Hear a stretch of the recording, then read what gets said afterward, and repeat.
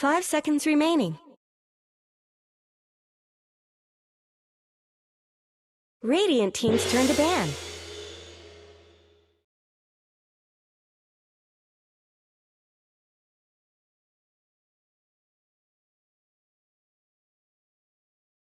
Dire team's turn to ban.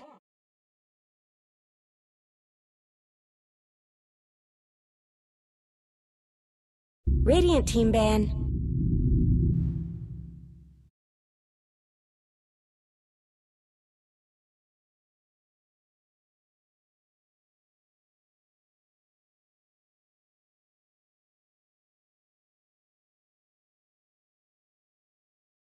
Ten seconds remaining. 5 seconds remaining. Dire team ban.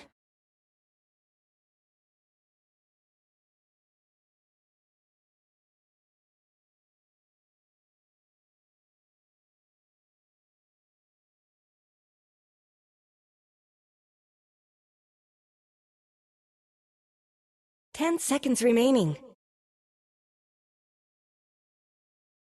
5 seconds remaining.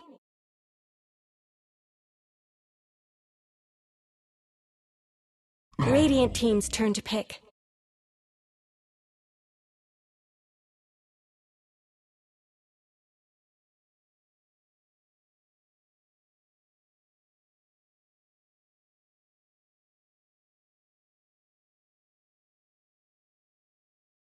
Ten seconds remaining.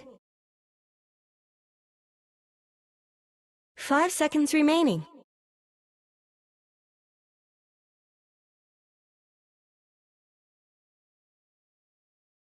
Dire team's turn to pick. Yeehaw!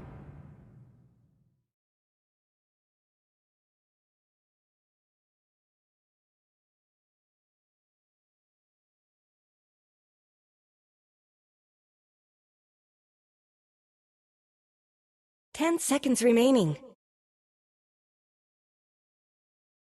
5 seconds remaining.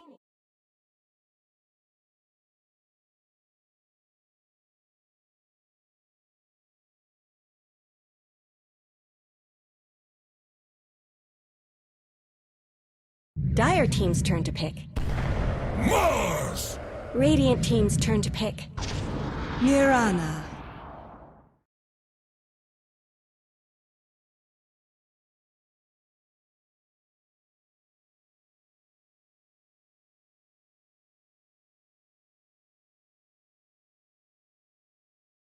Ten seconds remaining.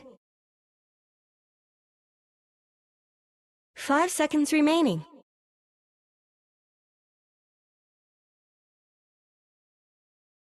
Radiant team ban.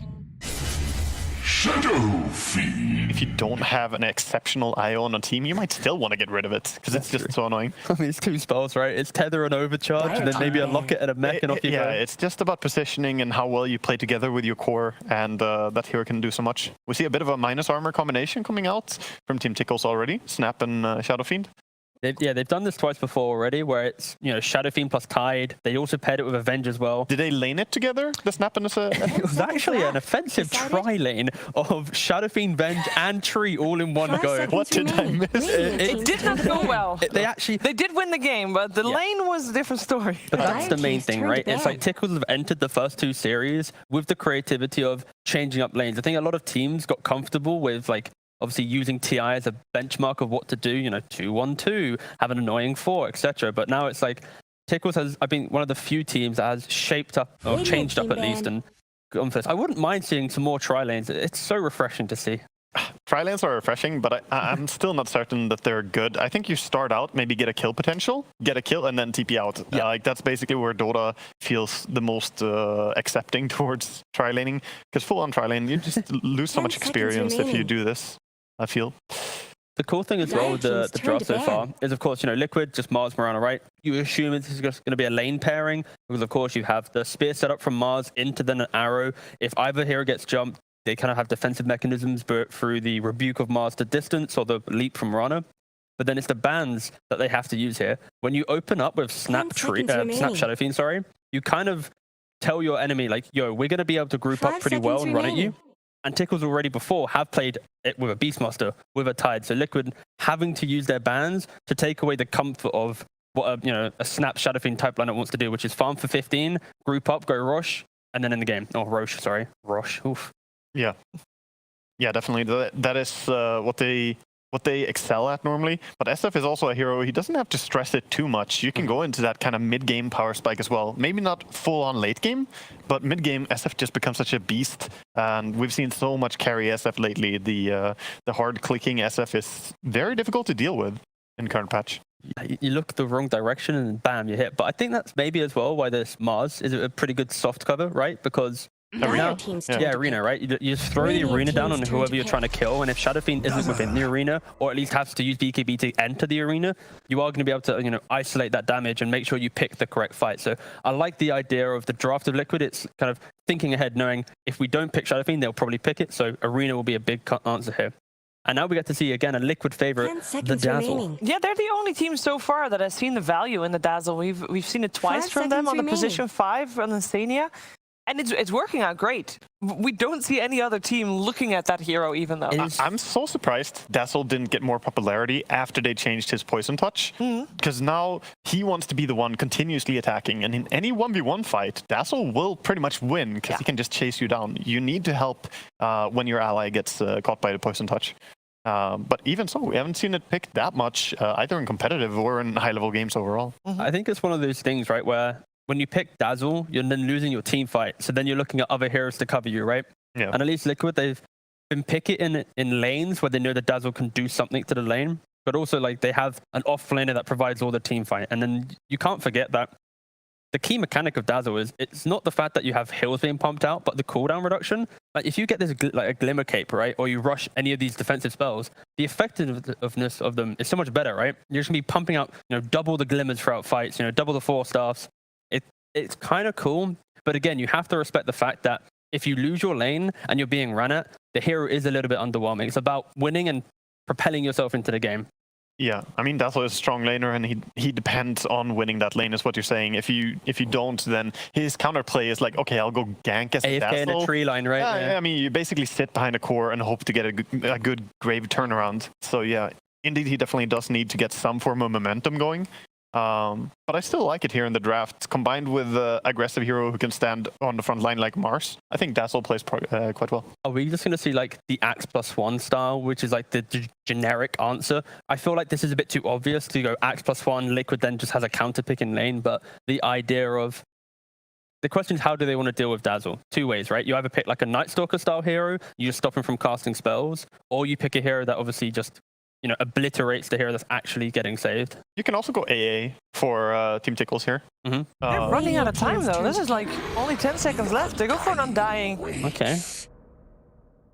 At least for one of the picks. Not super sold on the Undying, but it is giving them even more power spike for their team fight. Their 5-man is going to be very powerful. But as far as the heroes on Liquid, it doesn't look fantastic for laning stage 10 here. seconds Mirana and Dazzle remaining. don't care much about Undying, I feel. Yeah, I think the thing here is like 5 Tickles, seconds remaining. Dazzle wants to take long fights, and Undying loves long fights as well with Tombstone. And people might be going, yeah, but there's a Mirana in the game. But if Mirana's having to use like double leap to get to the Tombstone, there's going to be other heroes to cover that to then kill off the Mirana, right? So I think it's more about, there's the Night Stalker.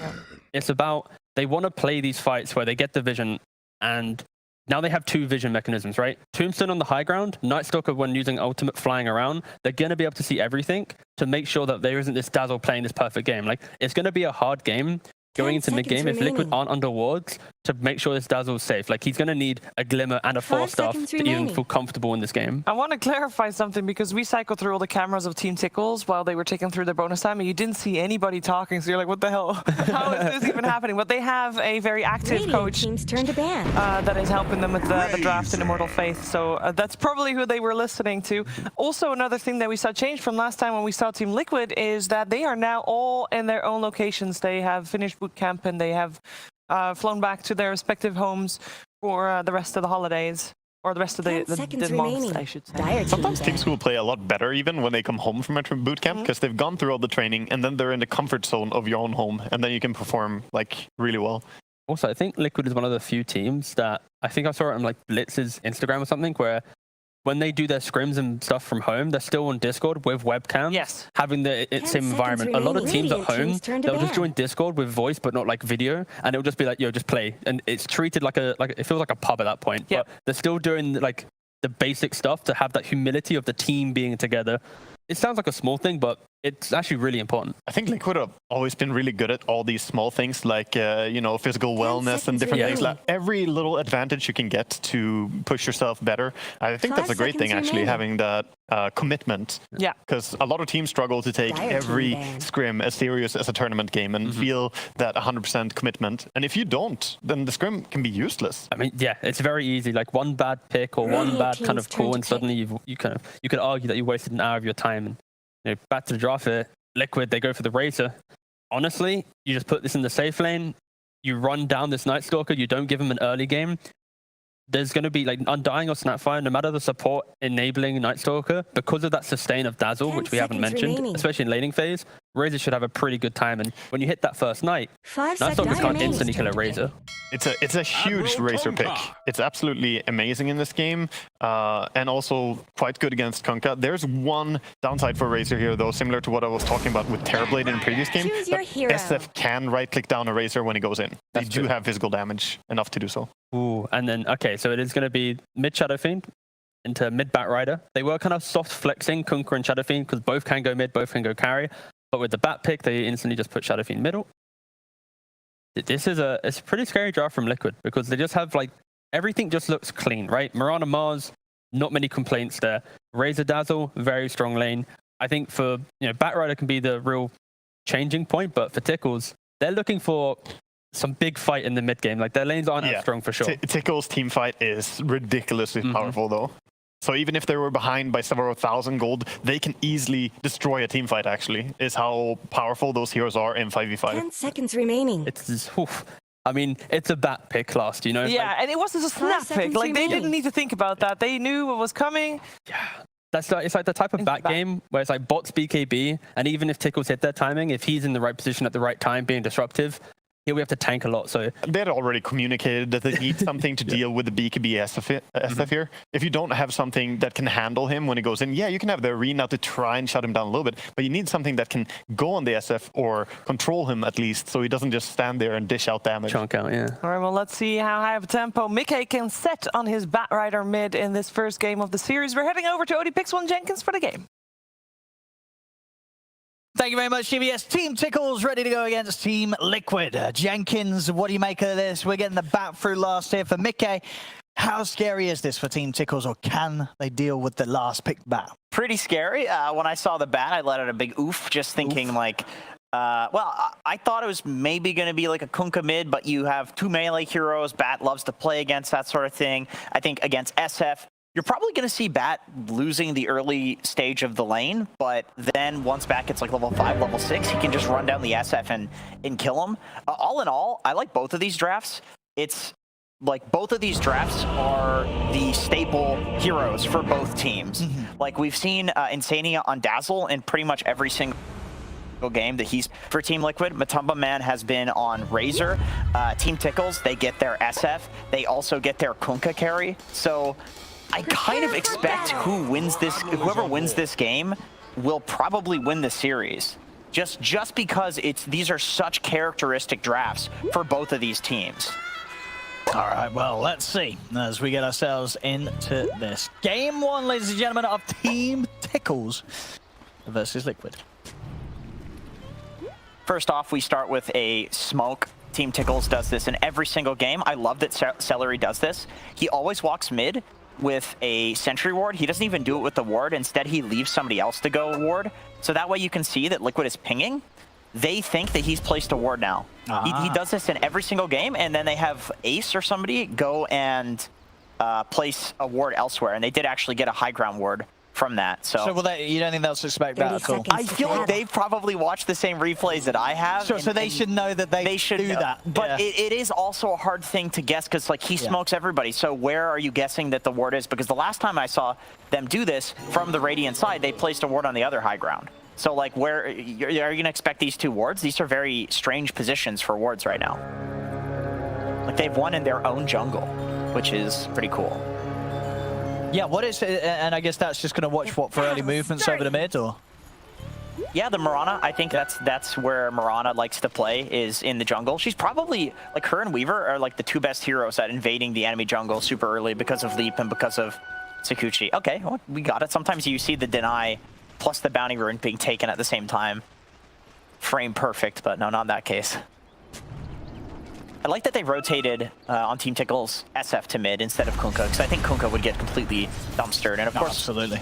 Picking both the SF and the Kunkka, which they'll play both as carry, let them do this flex. Yeah, and I feel like obviously we've seen SF for the most part recently being in the position one going for the no raise build, but you know, to be clear, what the raise build SF is still perfectly fine. Oh yeah, for mid, it's like Purge described it really well in his cast. You go raise mid because you want to push out the wave and just go jungle, and it's also for, like, you know, killing people early game. So yeah, it's still fine. I think you'll probably still see Boom build into that sort of right-clicking SF, but you kind of play early game as a spellcaster and then transition to be more of a core. Yeah, and I guess because you're the mid, and you are going to have that advantage in XP, it allows for...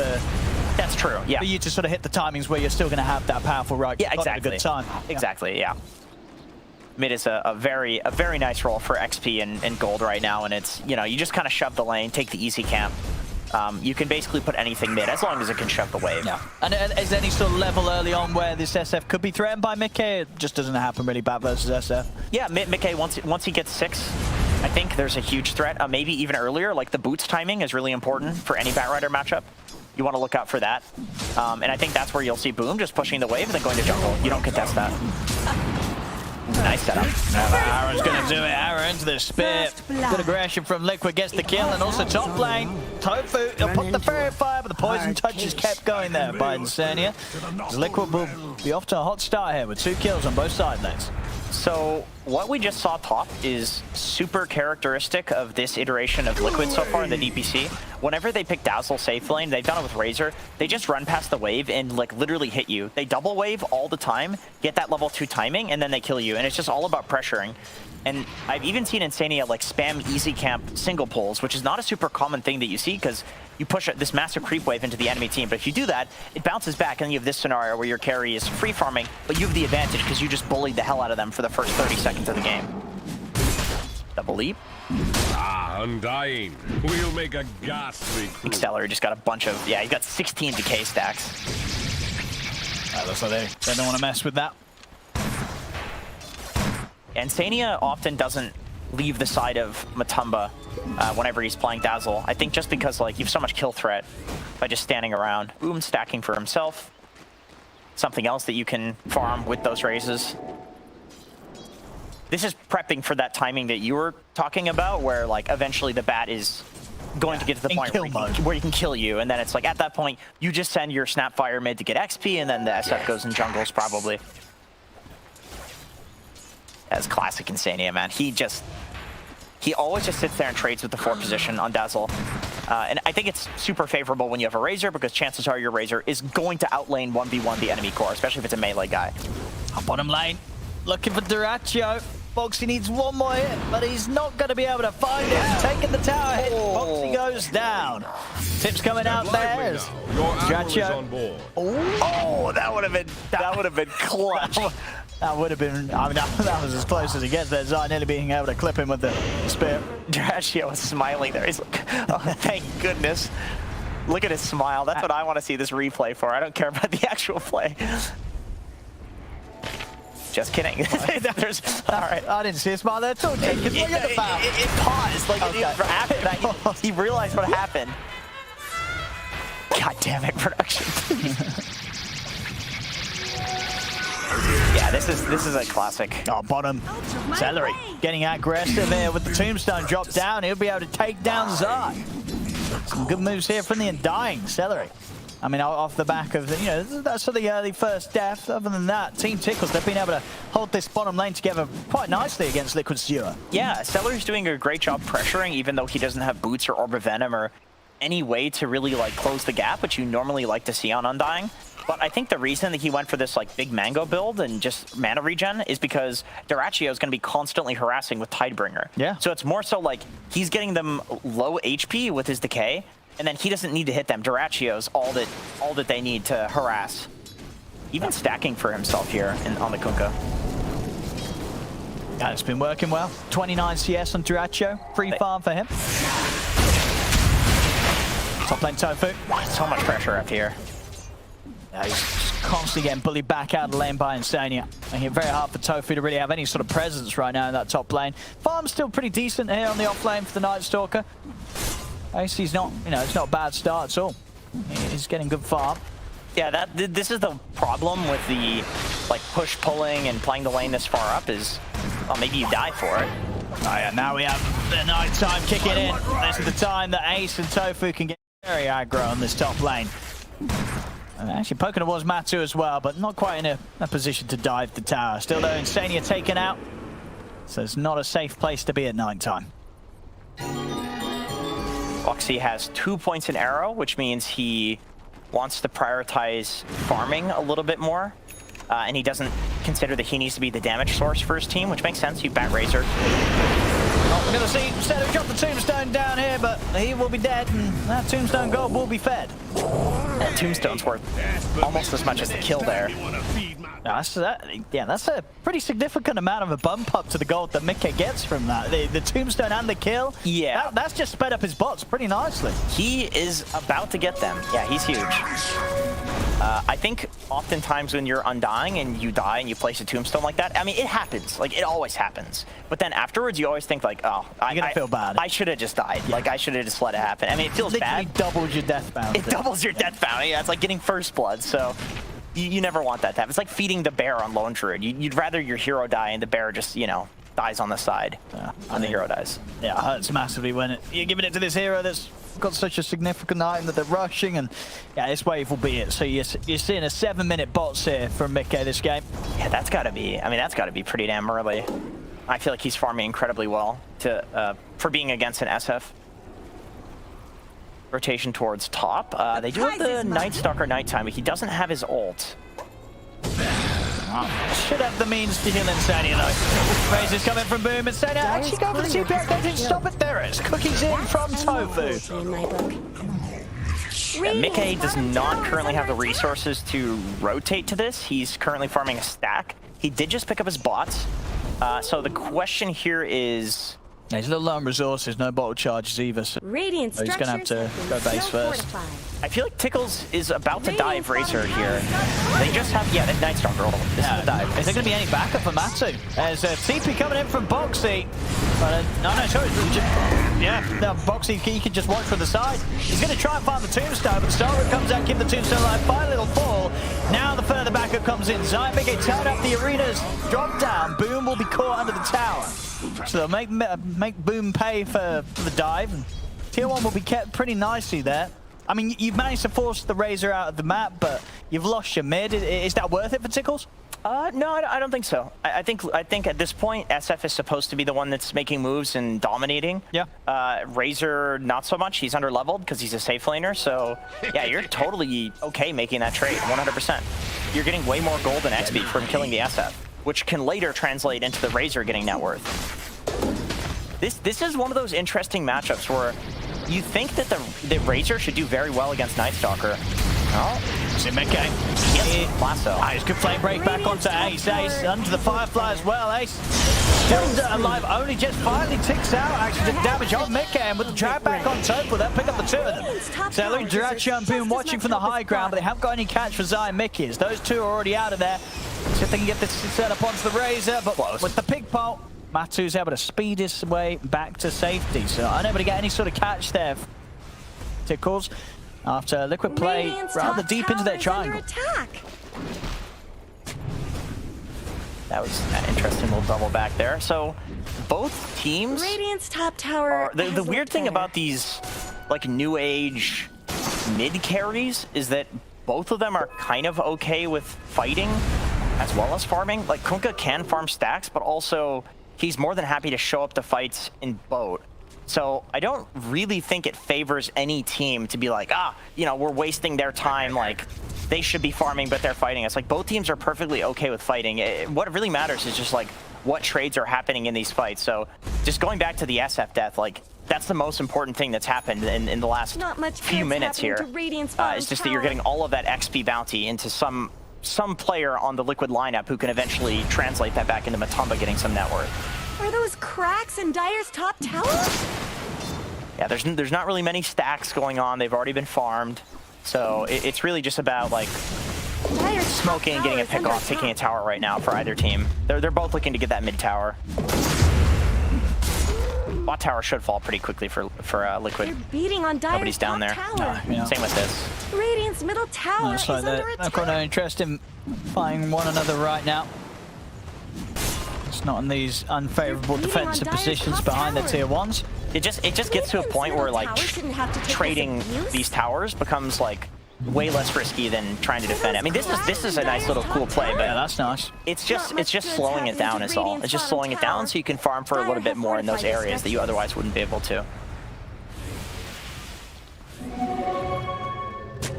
See Mickey botsing over into his jungle, try and reclaim some of this area, and he might find himself a Radiant's freebie bottom here, tower Celery. is under attack. That's looking pretty free. Yeah, there's not much he can do as Undying. Maybe look for a deny to Roshan. But Roshan looks like he's got his interest. Oh, do it! Nicely done, Celery. This death actually doesn't matter. MVP. There we have it. He's just like, I Easy have to deny. I have to be Undying. Easy. Yeah. That's the life of an Undying versus Batrider. It's not super fun. Although the great thing is that you drop the Radiant's Tombstone, bottom it's like tower's got equally annoying for problems. Batrider to play into Undying. It's just that at this point, Batrider Radiant's bottom feels tower is anytime he no finds more. Undying, it's a free kill. Yeah, unless Roshan's there, right? Unless Roshan's there, then it's not free.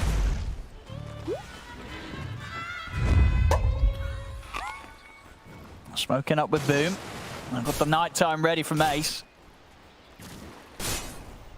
Boxy mid, but you want something bigger. McKay would be the target. McKay shows his face. They can chase him down though. The Flame Rain knocking back Ace. And with the bots, McKay's speedy. They can't get on top of him. Dire's middle The tower nighttime is put to under waste. attack. Yeah, so this does give Team Tickles, they get a D ward, they get a little bit of a stack. It wasn't a huge stack or anything. I don't think that they're going to be able to get the mid tower from this because the nighttime will be down fairly soon. It's a bit of damage, which is nice, but yeah, Zai, he's already going for the wraparound play. It's daytime, there's no Night Stalker, like you're all of a sudden strong for like 3 minutes.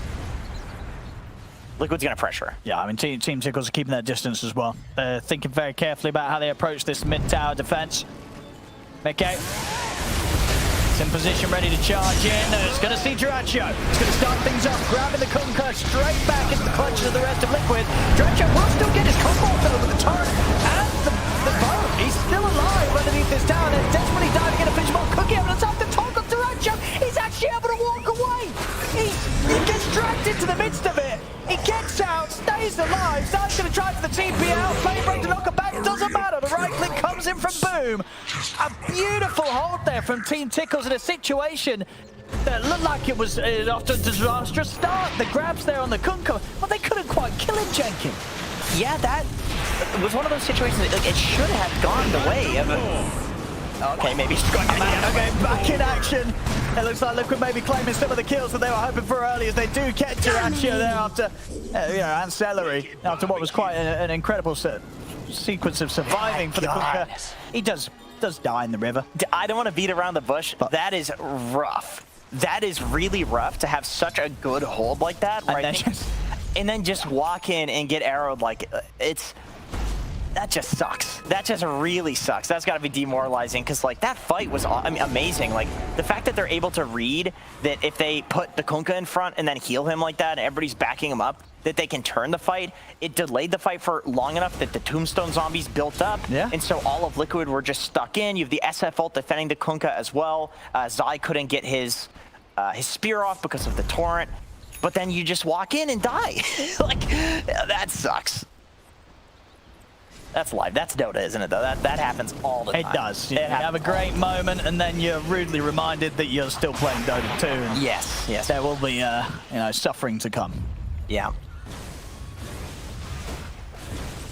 They still defended the tower. Both teams kind of sitting around mid. This is the sort of thing you would see in like 3K MMR in every single game, except you know, there's a reason for it. It's like some prisoner's dilemma thing where it's like if you put 4 heroes mid, then they have to put 4 heroes to defend it. You don't want to lose the mid tower for free, so you send 5 heroes, they send 5 heroes. All of a sudden, it looks like Herald Dota. There we go. Nighttime pop, they're ready for the catch on Mickey. Drag back into the boat combo, they get themselves on top of the bat. Insane trying to keep his bat alive. Comes out with the heal in the shallow grave. Finds some time for Mickey to get out to the side, and it's going to be enough. Mickey able to lift there with the backup of Insania. Tower will be taken, however. Team Tickles, they get the objective. A great save from Insania, as usual, on this Dazzle. Like, he has been so clutch with his Graves, and every single game that I see him play this hero, he clearly just loves playing it. He just enjoys saving his team. Keen Optic definitely helps out. But with that being said, it turns out to all be kind of a distraction to take down that mid tower. Oh yeah, so far so good. I think when it comes to both, this is a close game. 16 minutes in, 8-7, less than 1k in it. We're seeing quite a beautiful battle here between the two sides, and it keeps continuing. Zai trying to start off with some action, but to be found here as Dyrachyo gets his eyes on him first, holds him back. I like that Dyrachyo toggles the armlet there, like just in case he gets hit by the arrow. Like he looked fairly confident that he was going to be able to dodge it, but just in case, like we saw how effective that was in the huge fight mid where he survived, where if he can get that armlet on so he survives so he can get the boat off, then all of a sudden his toggles look extremely good because he's got the run buff, he's got the heals from Celery on Undying. It's like he's playing for like any scenario to occur, even though he knows he's probably not going to get hit by the arrow. It seems small, but it's one of those things where like if that arrow did connect, it could result in them winning that fight again. Oh, this is a nice rush. They're doing this pretty quickly and safely with the Tombstone, the Flesh Golem, and Pup. Man, this is the classic, like, Radiant. Enemy team walks into our jungle. We know that they're holding that area, so let's just take Roche. It's on this side of the map. They're not going to play to us. Hard for them to play into the Tombstone as well. An easy early Roche here for them. I mean, now they've got Boom with the Esther. BKB and Aegis. It's going to be very hard to hold him back in action on the mid. They've already killed off Boxy and very likely to find Instania as well. Graves only going to buy him a little bit of time. The X-Mark drags him back, not even needed, dies before, so Ace punches him down. And Team Tickles, they have BKB on Boom. They have almost BKB on Dyrachyo, and then they have Ancients. Yeah, and then Ace almost has BKB as well. So like this is a really scary timing for Liquid. Liquid does have BKB on 2 of their heroes, Batrider and Razor, and then Zai almost has his. He needs about 400 gold, and he's got his, so. Because I imagine the thing is as well, right, for Tickles, the scaling, it's better, right? You've got an SF and a Kunkka against a Bat and a Razor. I mean, how do you sort of favor these? I think so. The matchup, or are you sort of on the side where Razor actually can be that late game beast to stand toe-to-toe with the cause? You know, my opinion is like, oh damn, deny the haste rune in the bait. Gonna try with a setup. See if they can get him this time. Yeah, spear hits. It's a nice one. Gets him speared far away from the rest of his team. So Dyrachyo cannot be saved. This time they kill the Kunkka. They're going to go for more, but Team Tickles, they're actually going to try down their grab. Boom off the BKB. Ace flies in from the side, straight over the side. Zai's used the arena, but it's not been able to set up for anything. As Liquid, they're having a run. Ace and Boom continues looking for the chase down onto Mickey. Ace has his BKB. This is a really good fight. Yeah, I mean, the Graves going to come out onto Mickey. The Red Crim is going to be there with a pushback just in time to stop the TP out. Ace still front-running this one with the BKB, cooking away from the static link. Matu's got to back off, used his own BKB, but he cannot fight under it as he starts to fall too low. Team Tickles, I mean, they were perfectly prepared there for Liquid to come up to the high ground. Zai very confidently goes for the team fight, but Boom knows how strong he is. With the BKB and the Aegis, it was always going to be risky trying to push further into that as Liquid. Yeah, you know, the funny thing is both of the heroes that were so close to BKB were the 2 heroes that died first in that fight. It's like the target priority from both teams is extremely good, because if you go on a BKB target, they just BKB and then walk away. So they focus the Kunkka. In turn, they turn around and focus on Zai, who almost has his BKB. They kill Zai, and then that lets them to be able to kill Mickey, who he had just used his full BKB charge. So yeah, really, really great from Team Tickles. I think they would have preferred if Dyrachyo had his BKB, but it's almost like the fact that he didn't is the bait. Yeah, because it made Liquid go straight in. Like, yo, he's about to get it. Like, let's kill him right now, because like this is our last opportunity to take that free kill on him. He literally had enough for it. He just had yet to like buy it and send it out in the courier. He just got it at that moment. So when he respawns, he'll have his BKB. That fight's not going to look the same. But on the flip side, so will Zai. And then these supports are just going to be dying because there's nobody else to kill. It'll be very sad. We're back in action here. That's Team Tickles trying to break away a little bit. 2k lead, but still with the potential to make moves with the Aegis still residing on Boom. You see, Boom, he's straight to the jungle. Very aggressive positioning here from Boom. I mean, he feels that the team can get there in time to back him up, and he may just be right, because Team Tickles, they're closing in from the side. Boom, he's going to be in a step back, turn around, get a few raises in onto Matuma. The Grave comes out, but Matu is in trouble. They pop Boom the once, but Matu, he'll surely die here. Celery comes in with a final punch to take out the Razor. Tofu, TP out, won't be successful as Box is able to hit him with the arrow. But Liquid, they lose a couple of heroes there. I mean, again, we saw sort of the attention drawn towards the Kunkka before his BKB around the mid working out, and then once more deep in the jungle, Boom sort of baiting action. Just being there on his own, yeah, and it pays off again. Team Tickles very much. It feels like they're really thinking about how they bait with these cores. Yeah, 100%. And the people that need to be there in response to the bait are there. Like Celery being in position to heal and hit that absolutely god-tier tombstone on the high ground that separated the fight. Like, the two supports on Liquid were just like, yo, guys, we have to kill this tombstone right now, otherwise we're going to lose this fight. And so they kill it, and then they lose the fight anyway because Matumba the whole time is just getting hit on the low ground. Yeah, look at this. It couldn't have been more perfect. Like, and he survives at 10% HP. So this is the bait. It's like he's so close to dying. You drop the tombstone on the high ground, all of a sudden you're completely overcommitted. Yeah.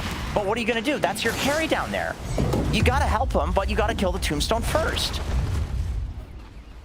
Yeah, completely separated.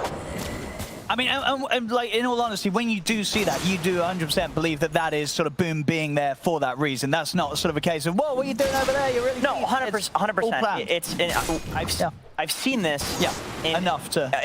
in this DPC a lot, actually, where, especially if there's like an outpost available or something like that, as long as there's like a close TP location, what'll happen is the team that has the Aegis sends the Aegis guy somewhere like completely elsewhere from his team, and then the other 4 heroes go to the other side of the map, so they're consuming the entire map. So you either go on the Aegis guy and everybody TPs, Aegis dies, but then you team wipe them, or you go on the 4 heroes, which is not good because you're losing. They have an Aegis, so it just leaves you like no good option. I think I actually saw Liquid do the exact same move. Similar move. On Dire's top tower. Well, see mid Liquid will be able to push out the tier 1 tower. Trade, of course, losing their own tier 2 top. So the jungle of Liquid really opening up now for Team Tickles to get in. Yeah, now they have that outpost, so you can. We'll see a lot more of these like TP plays, splitting up of the map and then TPing into that outpost. Yeah. They go for the immediate smoke. Because they've already cleared out the area, they've already farmed it, they pushed the wave in, so they have nothing left to do there, may as well just go and hunt. They feel strong right now. And they've got Nighttime ready to summon as well. They're playing into a bunch of BKBs though, so it's not the easiest fight. See McKay. He's holding on to his BKB for now. See if he gets forced to use it here. And he's going to pop it now. Use the time to lock down the Night Stalker. The arena comes down. BKB's already up for Duracho. Ace, he's able to get up with the BKB. Flies over the arena with the BKB. He's back to safety now. Swoops over towards his Stadium. Stadium tries for the TP out. But the cookie's there. Again, Team Tickles taking these fights favorably. They don't have detection. Oh, they do now. They'll drop down a sentry. They'll find him after all. And Ace, he's even pushing back onto Matu. But the rest of the team not quite able to chase with the same speed of him on his Night Stalker. And once more, I mean, Team Tickles, they really are reading the situation against Liquid very, very well here, as they're starting to build up this lead. And Liquid, as I say, with some of their heroes, they have these big playmaking cores, and Team Tickles, they're just reading every play that Liquid's trying to do.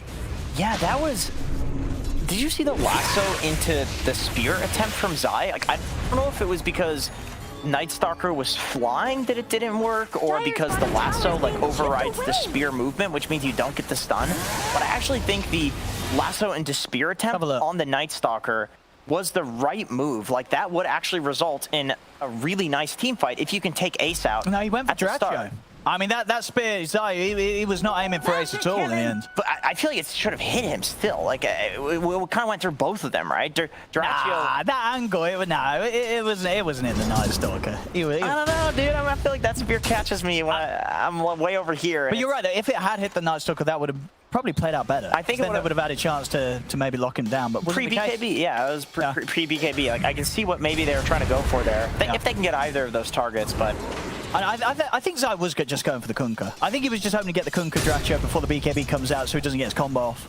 Oh, so he can't save the... Yeah, because he gets the boat off and suddenly the fight's just over anyway. Yeah, right? that's so you pin down the Night Stalker if the boat comes down. So Zai went for the riskier play, but obviously didn't pay out because Dracho was quick on the BKB. Yeah. But if he had clipped him, I would wager though that I don't think you can spear out of lasso. I don't think that works. No, I don't think it pushes them out of the lasso, but I think if it would spear and hit a thing behind it, it would still stun. You know what I mean?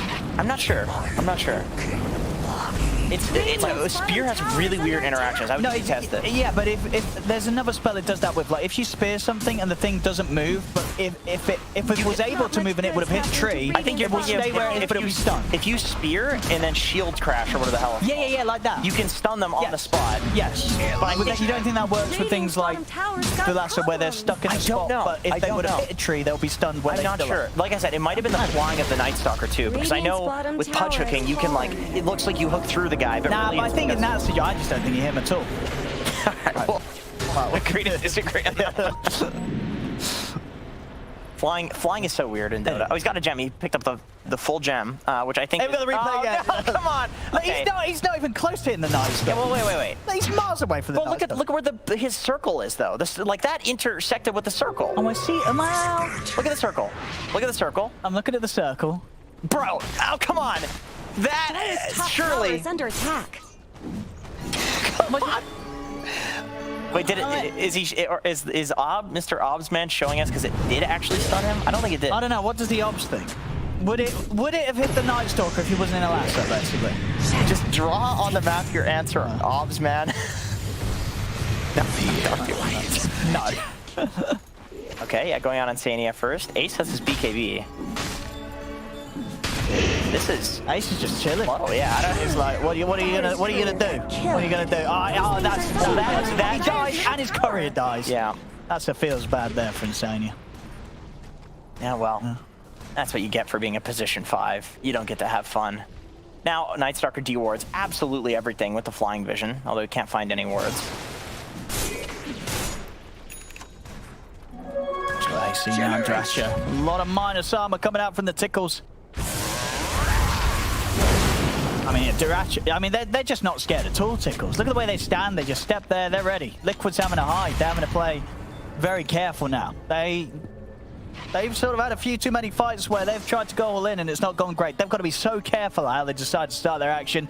They're going to try and catch them off guard with the smoke. Damn, they're going for the full wraparound. It looks like they're going to find Duracho here, though, on the way. If he's quick with the BKB and an ult, then so the whole effort's put to waste. I mean, 3,000 HP, Assault Cuirass, like this boy is tanky. He's huge. Dude, I love the patience here. Oh, Boom's already found the action. He stepped in with the BKB over to the side. They'll move the BKB, stay on top of it. Boom's going to have to TP out, but the lasso's there to cancel it. Boom drags to the side. They'll come over the solar appeal. It's not enough to keep Boom alive. Boom goes down. Kiss is coming in, and the BKB's about to wear off for Liquid, so Liquid's got a split. Zai, Arena down, locks out Celery and Tofu. Hasn't quite got the damage to kill Celery straight up, though. And Ace is there ready to turn things around on the Zai. He can't finish Celery off. Zai goes down. Mickey commits with the flame break over on Tofu. Tofu will tick out. But Mickey, he's got no backup. 3 heroes already dead on Liquid. Mickey's going to be shot to follow. Saved to be sent for box. He jumps into his own demise. A team wipe. As again, despite Liquid's best efforts to really try and find a favorable fight, it goes worse than all the work ones they've had so far. This time, everybody dies. You know, I can see why they fully committed to that fight, though, and why everybody dies despite it looking so good at the start. It's like because it looks so good that they hard committed to it, right? Because it's like, okay, this is, like, we're killing Boom first because we did this beautiful wraparound play. If this fight isn't going to work, like, what the hell is? But that's got to be the scary thing for Liquid right now. Because if you're Liquid, like, what's in your head right now? You've tried all these things, and it's just not working against Team Tickles. Yeah, so that's the issue with playing this triple core versus triple core lineup where, like, if you had a Terrorblade or something like that, you just farm and wait for your next power spike and then go fight. But it's like, the way the Liquid draft wants to win is by fighting. That's how they want to farm. Both of these lineups want to fight. So it's not like one of those things where, like, if you're losing, you fight when they want to farm, or you farm when they want to fight. Both teams want to fight. Okay. Lizards. He will get Tofu here. Typically doing it about it. He has got a BKB available. But no TP and heavy physical hits coming in from Ace and Dracho, of course, with the AC. BKB comes to an end. Ace thinking about chasing up to the high ground with Matu and Insania are by Mickey's side. BKB is committed. Dracho is ready with the lockdown. X-Mark setup is there. Gets Mickey caught back in the combo. A great catch from Dracho and a quick pause from Ace. Oh no! A mega lag. What do you think clarifies as a mega lag? I believe. Oh, there we go. We got the number. 1,000 ping. All right. That's quite a lot of. What is that? You asked. I think he was drinking a Red Bull. No, I mean the ping. 1,000 ping. 1,000 ping. Is what, 10 seconds? It's 1,000 seconds. No, it's 1 second. It's 1,000. How many pings in a second? 60, because there's 60 frames per second. What? No, no, shut up. Anyway, games continue. 1,000 MS is 1 second. It's 1 second. Yeah. That's not that bad. It's not that playable. Bad. Average human reaction time is about 250 milliseconds. For a gamer, it's probably closer to 200. Thanks for kind maybe a little bit better. You won't find somebody with like 150 milliseconds reaction time. So if you think like 100 ping to whatever server is bad, well, you're already playing on like 100 to 200 ping. What pro player has the best reaction time? Has the best reaction time? Anyone that comes to mind that you've seen do sort of like lightning reactions that you're like, honestly, that dude, it's like Zai or Sumail. Here we have some action talking about Zai. They will get the start up. Onto Duracho. This time they'll be able to take him out. BKB committed by Zai, but Boom's hitting hard. Zai's got to back off in. Knocked out. I love this. Zai stepping away. It's got to work. Alex Bacco underneath the tower. Brave comes to an end, but the heals are enough to keep Zai alive. He'll be saved. And that's a big kill for Liquid, getting the Kunkka. Can they get more out of this? Doesn't look like it. Hard hits from Boom. They've got to respect this SF. Boom punching hard at the moment. Man, this is an interesting call from Team Tickles to keep staying here and clear all these camps, because I mean, I suppose Mickey is dead, but I feel like Duracio's been a huge part of each of these team fights. Yeah. And so you can see Matumba, like, he senses. He's like, what the hell are you guys doing here? There's no Nightstalker ulti. It's daytime. Like, it's go time if you're Liquid. And they've actually smoked up behind Zai. Yeah, I mean, look at Matumba. They're just charging at them. The hold back now. Look at the mid-wave pushed in a little bit, but poking at the tier 2 might be hard. It's 30 seconds till Kunkka's back in, and it's likely he's going to be here for the defense to keep going. So Liquid will back off. They gave the Arcane Rune to Nightstalker. I like it. That is really cool. Yep. That is not... I've literally never seen a team do that before with Nightstalker. The offlaners almost never get these runes. I mean, what's the big stuff? What's sort of the uptime on the silence at night then? Oh man, the Arcane almost 100%, right? Be down to like what? So there's a talent for it, but usually people go for the strength talent. Yeah, so it'll be like 3 seconds downtime or something, which is absolutely insane. It's so annoying to deal with. But it's more like the ulti. The fact that you're going to have this up more times during this next daytime, which is, they have 5 minutes or like 4 minutes left of this. So super value right now to get this Arcane Rune on Nightstar. It's super cool. Man, this team does like cool shit. They're thinking. This is a team that thinks. Yes, 100%. It's like we saw it at the start with Celery and the little warding thing that they do all the time with the smoke, and then actually sending a core round to ward. It's like this team just innovates, and it doesn't surprise me that Celery hit what, 11K or something recently? 11K as a support. 11K support. He's just like really high skill and thinking on another level right now. And this like, it surprises me because I think most people thought Liquid would probably be the better team by a long shot. They look like the best team, but it also kind of doesn't. Just given what we know about these players. I feel like Duracio's been playing these like crazy ass safe laners too. I mean, SF Kunkka every game, it's insane. Because do you think in this meta and with the way that the game's playing out nowadays, that having this ability to have sort of Kunkka SF and put them mid-side, like have that potential to swap them between mid and carriers is pretty huge for a team. It's huge. I mean, it's absolutely huge. Because you dodge sort of what, like, oh no, a last pick bat. Whatever will we do? Yeah, you dodge things in the draft. You also have this lineup that's comfortable with both farming and fighting. Like I said, I think Razor functions in a very similar way on the flip side. Like, I think this is also the type of carry that is good at running at things, but also scales incredibly well into the late game. But I think that Kunkka and SF in the safe lane have that factor of nobody knows how the hell to deal with it yet. And that's extremely valuable. Because people have played, you know, what, 15 years of Dota at this point? How many Razor safe lanes have you dealt with? Like, people, you barely play Dota, you're gonna deal with Razor safe lanes. How about Kunkka safe lane? I've never seen it before this DPC. It's going very well. Lincoln's done on Dyrachyo. Very hard now for Liquid to find that opportunity to jump, control and burst in before he gets a bow out. So, you know, pretty reliably Tickles will be fighting with the run buff. Yeah, Boom also going for a Lincoln Sphere just because the only BKB piercing things in this game that are a problem would be the Razor Link and the Batrider Lasso, both of which are countered by Lincoln Sphere. And it's such a cheap item now for what it does, for the stats it gives. Lincoln's is just like an OP item straight up. It's like Scotty level of busted right now. Look at the setup on Zai. Nicely done with the blink though, Zai. Break the combo without having to use that BKB.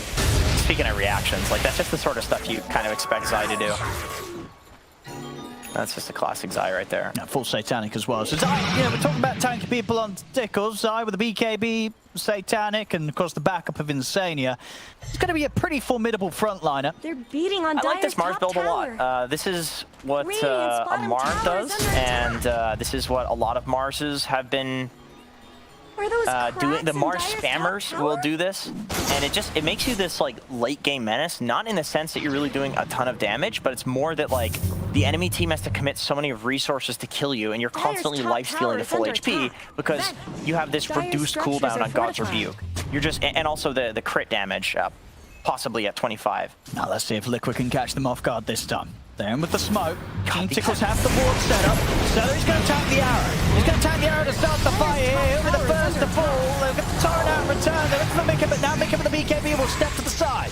Ace tries to get on top of Insania, but Matsu's there to cover Insania and push Ace back off him. Boom. Been speared to the tree for now. Zai trying to clip with the BKB, and they've got enough damage to burst down Boom. The last thing they do, they bring down Boom. The big SF has been taken out. Dyrachyo tries for the BKB TP. He's not going to make it away.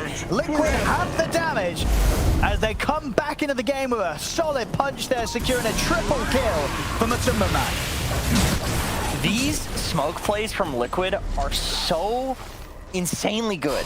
Like, each time they're just completely wrapping around to the back lines and catching. And look at the damage that Razor, you know, Matu deals out in the fight there. 8k damage, pretty much. Radiant's middle tower has fallen. It also, like, it allows them. I like that they move away from the tombstone. They don't try to kill it on the high ground. They just split the fight. They're just like, no, we're just not gonna fight around that. We killed Celery. Let's just dodge the tombstone and fight elsewhere. But man, like, I mean, I know it's probably Insania making these calls, but just because I can't say for sure, whoever's making the calls to do these smokes is like 100% winning Liquid the game right now. Yeah. It's like, you could tell the Team Tickles were not expecting that angle at all. No, which, you know, that goes to show how good of a smoke it was, because for the previous moves, it has been Team Tickles having a pretty good read of exactly what was coming for them. That time round wasn't the case. Zai, Arena down, he's been able to trap Celery, they're going to be able to keep pushing on, pick up another undying kill. As they'll take out the mid-set racks. Mickey trying to see if he can get a bit of a cheeky grab onto Ace, but Ace will slide his way back to base. They'll swing round to the bottom, and off the back of what's been a mid-game where Liquid were falling behind in the gold, that one smoke has just blown open the game completely. Mid-bracks are gone. They're going to be able to take this bottom set as well. Huge damage done to Tickles. See if they can do anything with that. They can force this fight, but they can't. A buyback comes out. They won't quite get those racks. It will be held. See if Team Tickles can get a kill off the back of this Ace. Charging in. BKB is at the ready for Matu though, so a hard target to find him with the Moonlight Shadow. Liquid able to sneak away. Ace now's got that gem.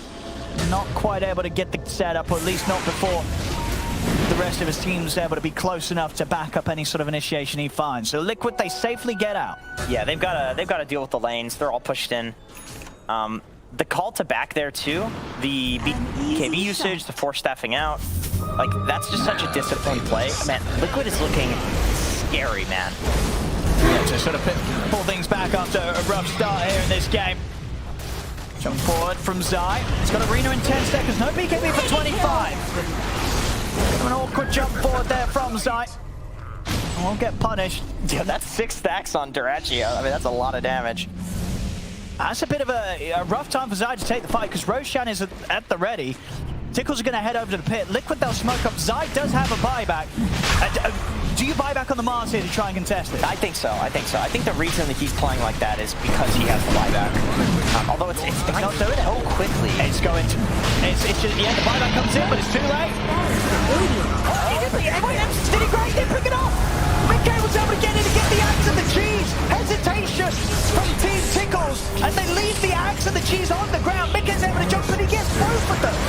See how the rate of this fight plays off beside him with the BKB on top of base. Boom, go with the BKB TPI. He'll make it out of there, but I don't think the rest of Team Tickles are getting home safely. As Dracho left behind, Seri able to somehow hide in the pit and TPI. They won't find him. Tofu also TPing out about 1% HP. Actually manages to get away, but it's the big one down. Dracho's gone 80 seconds. And I mean, they took Roshan incredibly quickly, but they didn't pick up what he dropped that quickly at all. We'll see it here. I can't believe, you know, like, but there's an axe in the cheese. I wanted to say that this fight, like, they couldn't get there in time on Liquid because they did the full wraparound again, but it gets them the eggs because Team Tickles was like, well, surely they're not going to come from behind the Roche pit. Why? They wouldn't be able to fight Roche. Why would they do that? To get the Ags, dude. Oh my, I mean, look at this barrier. Mickey at the Octarine. Now he's picked up an Ags thanks to that as well. Grabbing the Ags from the pit. Man. He's terrifying. Yeah. Getting with the BKB, the Ags lasso. That could very much start off the fight to end the game. He is just all of a sudden top net worth.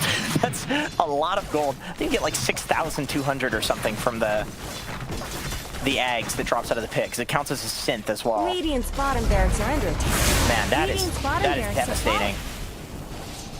And now Liquid back in business to take out the bottom racks. And they get the grab on the waist. Arena down as well, completely separated for the rest of his team. Will manage to put the BKB though, and over the trees he goes. Ace actually will live for now. Well, I said that they do try and chase that. Thinking forward, Mickey was on the hunt, but Ace, under the cover of nighttime, will manage to survive. Liquid, they won't be two-faced. They got the objective. They got what they came for. Just going to be a case of sweeping around the top lane and starting to eye up that final set of racks. As Team Tickles, real test on them now to see what they can do down 8K against Liquid. Right, and now we're in the same situation that we saw earlier, except we're on the flip side of it, where once again both teams Let's see what they can do. They're fighting teams. So the only way back into the game is by fighting, and you have to take a smoke that's at the same level as these Liquid smokes, these like complete wraparounds, which is not easy to do, especially when you have no nighttime. 4 minutes, no nighttime, or 80 seconds until they have the ult. Yeah, you can almost feel with the smoke that they're holding back. They're not going to look to charge straight in. They'll be able to find the Courier of Zai, so Refresher Orb put out of the game for a little bit, for a few minutes. Yeah, I guess he was still short on the gold anyway, was just holding it there to farm up that second Perseverance. He's got the gold for one of them. Yeah, that's not the biggest of deal. I don't think Zai, I mean, the most important person in these fights is definitely Mickey now that he's got that Aghanim Scepter. Like, he could completely end the game with one good last. And of course they still got the cheese on Matsu off that engagement. Yeah, that push. That's pretty value. Yeah, that's pretty value. That hero with like cheese, Satanic, Refresher, BKB, Satanic again. Second cheese, of course, the refresher. Sure. Imagine you could refresh cheese. Well, you can actually. You have two of them. You actually can, because it has what, like a 300-second cooldown? I think it's a 40-second cooldown. Oh, it's 40. Yeah, the use of cheese is called fondue. Yeah, fondue. Do you like fondue? Dire's bottom tower needs the chocolate stuff, maybe, and maybe not the cheese. Not the cheese fondue. No. Oh. I don't like fondue. Hey. So they're going for another smoke That's wrap his around. Lincolns. Look at it, this courier. My goodness. Oh, he got it. What the hell was that got it. rage? Are you kidding me? A God's rebuke. Oh. Big one, isn't it?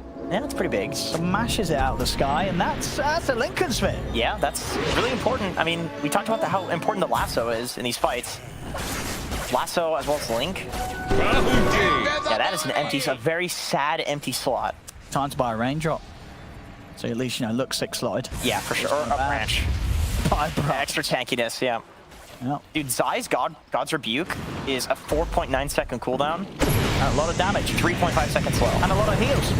There we go, they're going to go for the jump, and they're trying to get it stadium out first. They're able to do so. They keep him on the side, they take him down. Zai turns with the arena, caught Tofu. Tofu's able to cookie his way out the side. Matu staying on target with a full BKB link onto Boom. Boom's ready to now look to turn him with Ace also staying on top of Matu. Matu might be in trouble, pushed back by the red wheel. Tofu ends up dying to the lightning storm surrounding Matu. And in fact, Boom, he will look to try and stand with the heals for Satanic, but it's not enough to keep him alive. Ace and Dracho have found Mickey, but Matu still stands strong, still has the cheese. Moonlight Shadow used to get Zai to further position as he jumps forward, gets the angle to pin back Dracho. As the BKB on cooldown, Dracho trying his best to toggle all the way back to base. The E-Blade's in to slow him down. Dracho falls. He's got his buyback ready, but Celery and Boom out for a full minute. As Boom short 1200 gold of a buyback, Celery hits still on cooldown. Liquid, they may not have Mickey, but the 4 of them left alive can easily continue to push on. I guess Radiant See what they can do here to hold. Nice. But that doesn't work, I guess. All right. See if they can find Matu. As Matu still seems pretty unfazed here by the hits of Team Tickles. Now they'll look to jump. Put back with a blast into the boat. Little straight as well. Fully pushing down Matu, but the Great comes out. Matu's going to be able to turn. 5 seconds till the BKB's up. As Matu, can they finish him in time? Ace trying to get the torrent tap. They do. They bring Matu down, but they lose Ace through. Ace will buy back. Dracho able to dodge the arrow. Ace ends up tanking into the face. Spear from Zai keeps Dracho outside of the fountain. He's not letting him run back to the safety of his fountain. And Zai picks up another triple kill for him. He's ready to dive in as well. Ultra kill, and Zai smashes Ace out of the game. GG is called as Liquid will take this game one. Where did Radiant's middle tower This go? scares me to see Dota played at this high up vault because I feel like it's better for Liquid, for themselves, for Liquid fans, for everyone that supports them to see Liquid losing the early game like that and then still looking so terrifying and coming back with a lineup that it's not just like, oh, yeah, of course, they hit Medusa power spike. Like, they don't have some crazy late game hero. They literally just did like 3 perfect smokes in a row to bring the game back, and then they're like, oh, now it's easy enough for us to oppress the game. We're Team Liquid. Like, those calls, like, that is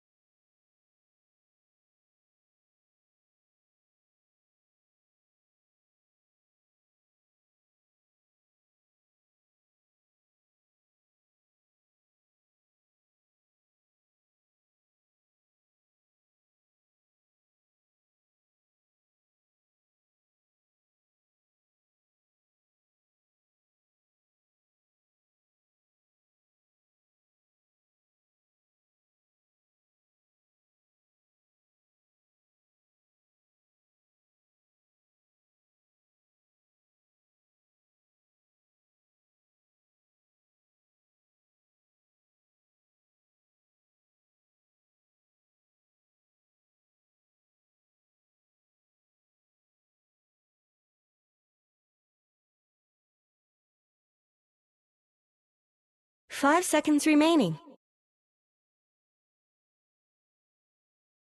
Radiant team ban. Dire team's turn to ban.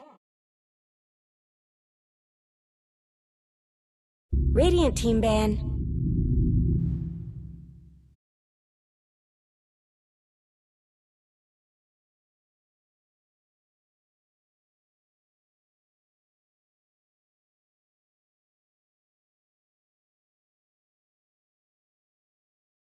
Ten seconds remaining. 5 seconds remaining.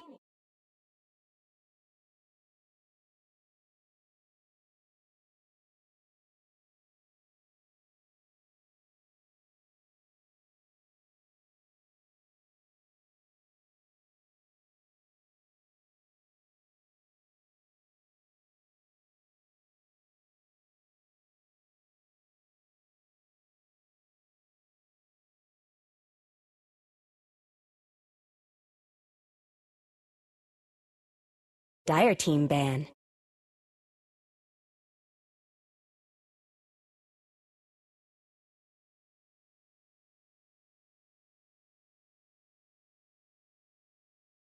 Radiant team's turn to pick.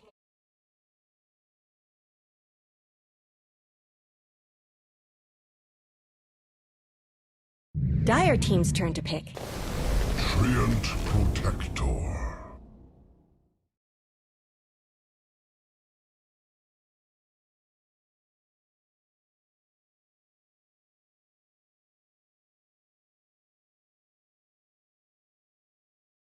10 seconds left. Decided? 5 seconds remaining.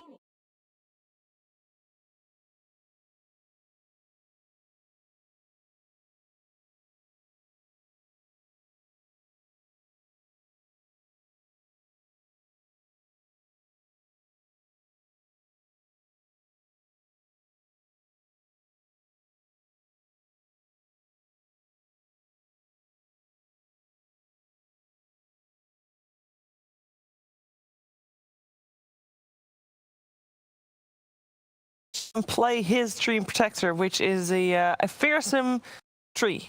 Yeah, I think the thing with Tickles so far is when their first pick, their picks have always been within the same realm, right? I think with most teams, it's either Bane, IO, Weaver, Snapfire, and then Tickles spices it up a little bit with the tree, right? So Liquid kind of forced them to pick between tree and Snap. They go tree, therefore Liquid takes Snap. Yeah, Snap quite strong against Treant in many ways, so not the most terrible trade, but it is difficult to deal with an experienced Treant player. And I mean, that's the value of having a hero spammer who's like excelling at something. Is that you can have this threat now, and Treant is kind of hard to counter fully. Well, I guess you know, you got living armor on tree, so at least that's a benefit because you can deal with a little shredder. Obviously, not early on, you don't really level it, but going into like the earlier fights, you can deal with the Solar Crest style play that we've seen Snapfire popularize. And when you talk about Snapfire, I got a bit sad because I realized Modern Kisses doesn't break trees and all these fire spells that don't break trees. It does give vision though, so that'll be pretty helpful. If the tree doesn't have shard, of course, being invisible, you can find him. But it was a huge buff to. There's some there's tree the tree breaker. There's tree cutting. Yeah, we might see a Caudal as well. You know, see all the tree cuts, some Enigma. I'm down. But yeah, Mars is a great pick here. Not only super strong combo, of course, Mars Snapfire. How many times have we seen that combo? Those two heroes, they work so well together. But like we said, Treant is gonna have a hard time hiding against this. I think as well that previous game, like with Liquid, how Mars itemized, you could say that some Marses like to go for Yule's Blink style, be a bit more defensive. But I think ATF, OG offlaner, and Alzai just showed it as well. You can be greedier in these heroes if your team is able to still survive during the point where you're not being the focal point. Like as soon as you get Blink, BKB on an offlane, you're pretty much set for the entire game, right? Like every other item is a novelty, so why not invest that gold into an actual scaling item? Why not fully overwhelm yourself with these like smaller items? Yeah, I like the builds on Mars where you're at some point envisioning yourself having Satanic and actual sustainability in the fight. Because like Blink, BKB, Yule's build, it's quite good for catching people, but at some point you want to have that going from 0 to full HP again in a team fight, like against SF. It's very useful. I guess the difference is like you go for the Yule, Tickles when you need a little bit more catch, when the hero is a bit more elusive. But in games like this, where there isn't that need to have consistent catch and you can just be that frontlining style hero, then 10 being greedy seconds with items is remaining. cool. But again, it's like, it's the player in the game having the read in the moment, 5 seconds deciding, remaining. can I scale to that point? Will my team Radiant team survive ban. and cover me whilst I'm a little bit, AFK in the farm department? It's also just analyzing how the games have been played here that I've been watching so far today. It's very teamfight centric. It's very 5v5. And in those events, Yule Scepter on Mars is not a necessity as much. That's a catching item. It's very good for moving around the map due to the movement speed you get. But for team fighting, I mean, Dire obviously, team's turn to EQB and Blink is just what you need. It's stronger. This duo start here of Team Tickles going for Treant and Tide, Radiant team's it turn does to have pick. some weaknesses. You just pick 2 massive HP heroes, kind of low armor, and both are melee. Spear Breaker? Okay, I'll leave this to you. No. Is this a Spear Breaker game? We can't get too giddy now. No. All right. The reason why it's kind of cool is, well, already, Tickles actually has good heroes against Spirit Breaker. Because 10 the seconds Nature's remaining. Grasp, the slow, Spirit Breaker hates playing into slows because, of course, it slows your 5 charge seconds down, remaining. you're unable to really escape, and naturally, slow down equal no damage. So I actually really like Treant to the hero. And then Tidehunter as well, Radiant team's naturally you turn can to pick. frontline and exist. When Spirit Breaker gets shard though and has the break, Dire team's that's when turn you to become pick. food, but before then you're looking pretty good. Yeah, and break Oh, it's a looking double break really now. nice for him now. If he can break the PA as Yeah. well, that could be big value. There's now the Disruptor who could glimpse you back when you try and charge your way, so... The cool thing as well is like we saw Mars in offlane, but this could easily just be like a Mars mid Spirit Breaker 10 offlane because seconds Zai's been remaining. loving playing offlane Spirit Breaker, but their content team, 5 Koikova, seconds he's been playing remaining. mid cow. So if he's still chatting with the lads and he's sending a couple tips their way, this could also easily just be like a very flexible offlane or mid, even 4 position Spirit Breaker, very open right now. Yeah, again, that's also been kind of the theme, right? Today we've had a lot of kind of unpredictable drafts. Is it a safe lane SF? Is it a mid SF? A lot of flex picking, even Kunkka being played as carry and so on. So yeah, this Mars could definitely go either mid or off lane. But one of them is going to be pairing up and working together with Snapfire, that's for sure. A lot of bonus time used this time around on the side of Team Liquid. Thinking hard about what they might want to pick here. This is, of course, part of the reason why they like second pick, because if you have second pick, you have last in this phase and also last Radiant overall team's pick, turn to ban. which gives you a little bit of an edge, so you can Oh, boy. protect this. I was like, in the back of my mind, I was like, Timbersaw, of course, feels great because into PA, physical damage doesn't do great. Into Tide, into Tree. But then you have a Mars and a Spirit Breaker already. Yeah, so that's why. You got basically 3 offlane. Like in my mind, I was like, don't say this, T. Don't 10 say this here. seconds You remaining. look like a fool because people are like, yeah, but wait to carry. One of the highest strength gain support as 5 well with the seconds Snapfire. remaining. This is an incredibly tanky lineup. Yeah, so this is the issue right now for Tickles, is their damage is kind of non-existent, where like Disruptor and Tree, they do their damage in laning phase. But once that collapses, they aren't like the titans of fights, And then Tide and PA, like Tide is an Dire team's enabler, turn to PA ban. needs items. So right now, like this mid hero needs to be some insane damage dealing mid. And then for Liquid, I kind of feel like most likely this is like Mars. I feel like Spirit Breaker is 4, Snaps 5. Mars and Timber are like flexed between offlane and mid. Their carry will be their last pick, but So we need a Matu hero. we need 10 Matthew here seconds for Liquid. remaining. That seems like the safest way Radiant for them to team do it ban. for sure. I kind of like Bloodseeker for Team Liquid in this game again. We saw it countering out the PA before. It's not bad to have Bloodseeker against Treant and Tidehunter as well. I like it quite a lot. So it's a possible hero. As for Team Tickles, I'm looking towards something 10 like a seconds remaining. maybe Void Spirit for them. You looking for 5 something seconds mobile remaining. that can create enough space for the PA? Something that doesn't get locked down easily by the charge into Spear, into Cookie. Void Spirit is elusive and difficult to deal with, and he also brings a lot of magical damage.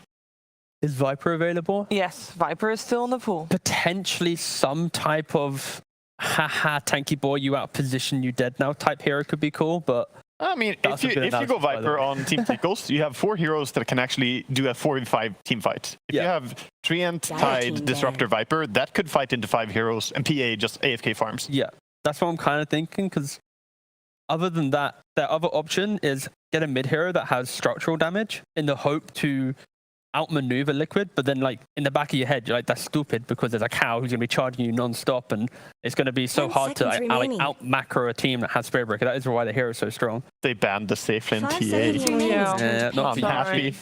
I'm going home. No. All right, Okay, we got well- Leshrac as the last ban, so there's some extra magic damage Yep. being removed, as that is something that would indeed be annoying for Team Liquid to deal with. Because again, for like Liquid right now, the weakness in their tankiness is the fact that they don't 10 they seconds only do remaining. damage if it's like Mars plus Snap killing someone. Timber exists and can 5 kill in their lane, seconds but he doesn't remaining. like quickly move. And Spirit Breaker sets up for damage. So they are still missing that component of like 0 to 15 minute, we're going to quickly kill you over and over again. So if Tickles was to pick up some Lesh style hero that can quickly piece together some fights, then Liquid could be unraveled before they hit that tanky timing. Yeah, they can still go for kind of the cousin of the Leshrac, I would say, on the mid lane, the Lina. It plays similar in many ways. Still works well with their draft if they want to go for it.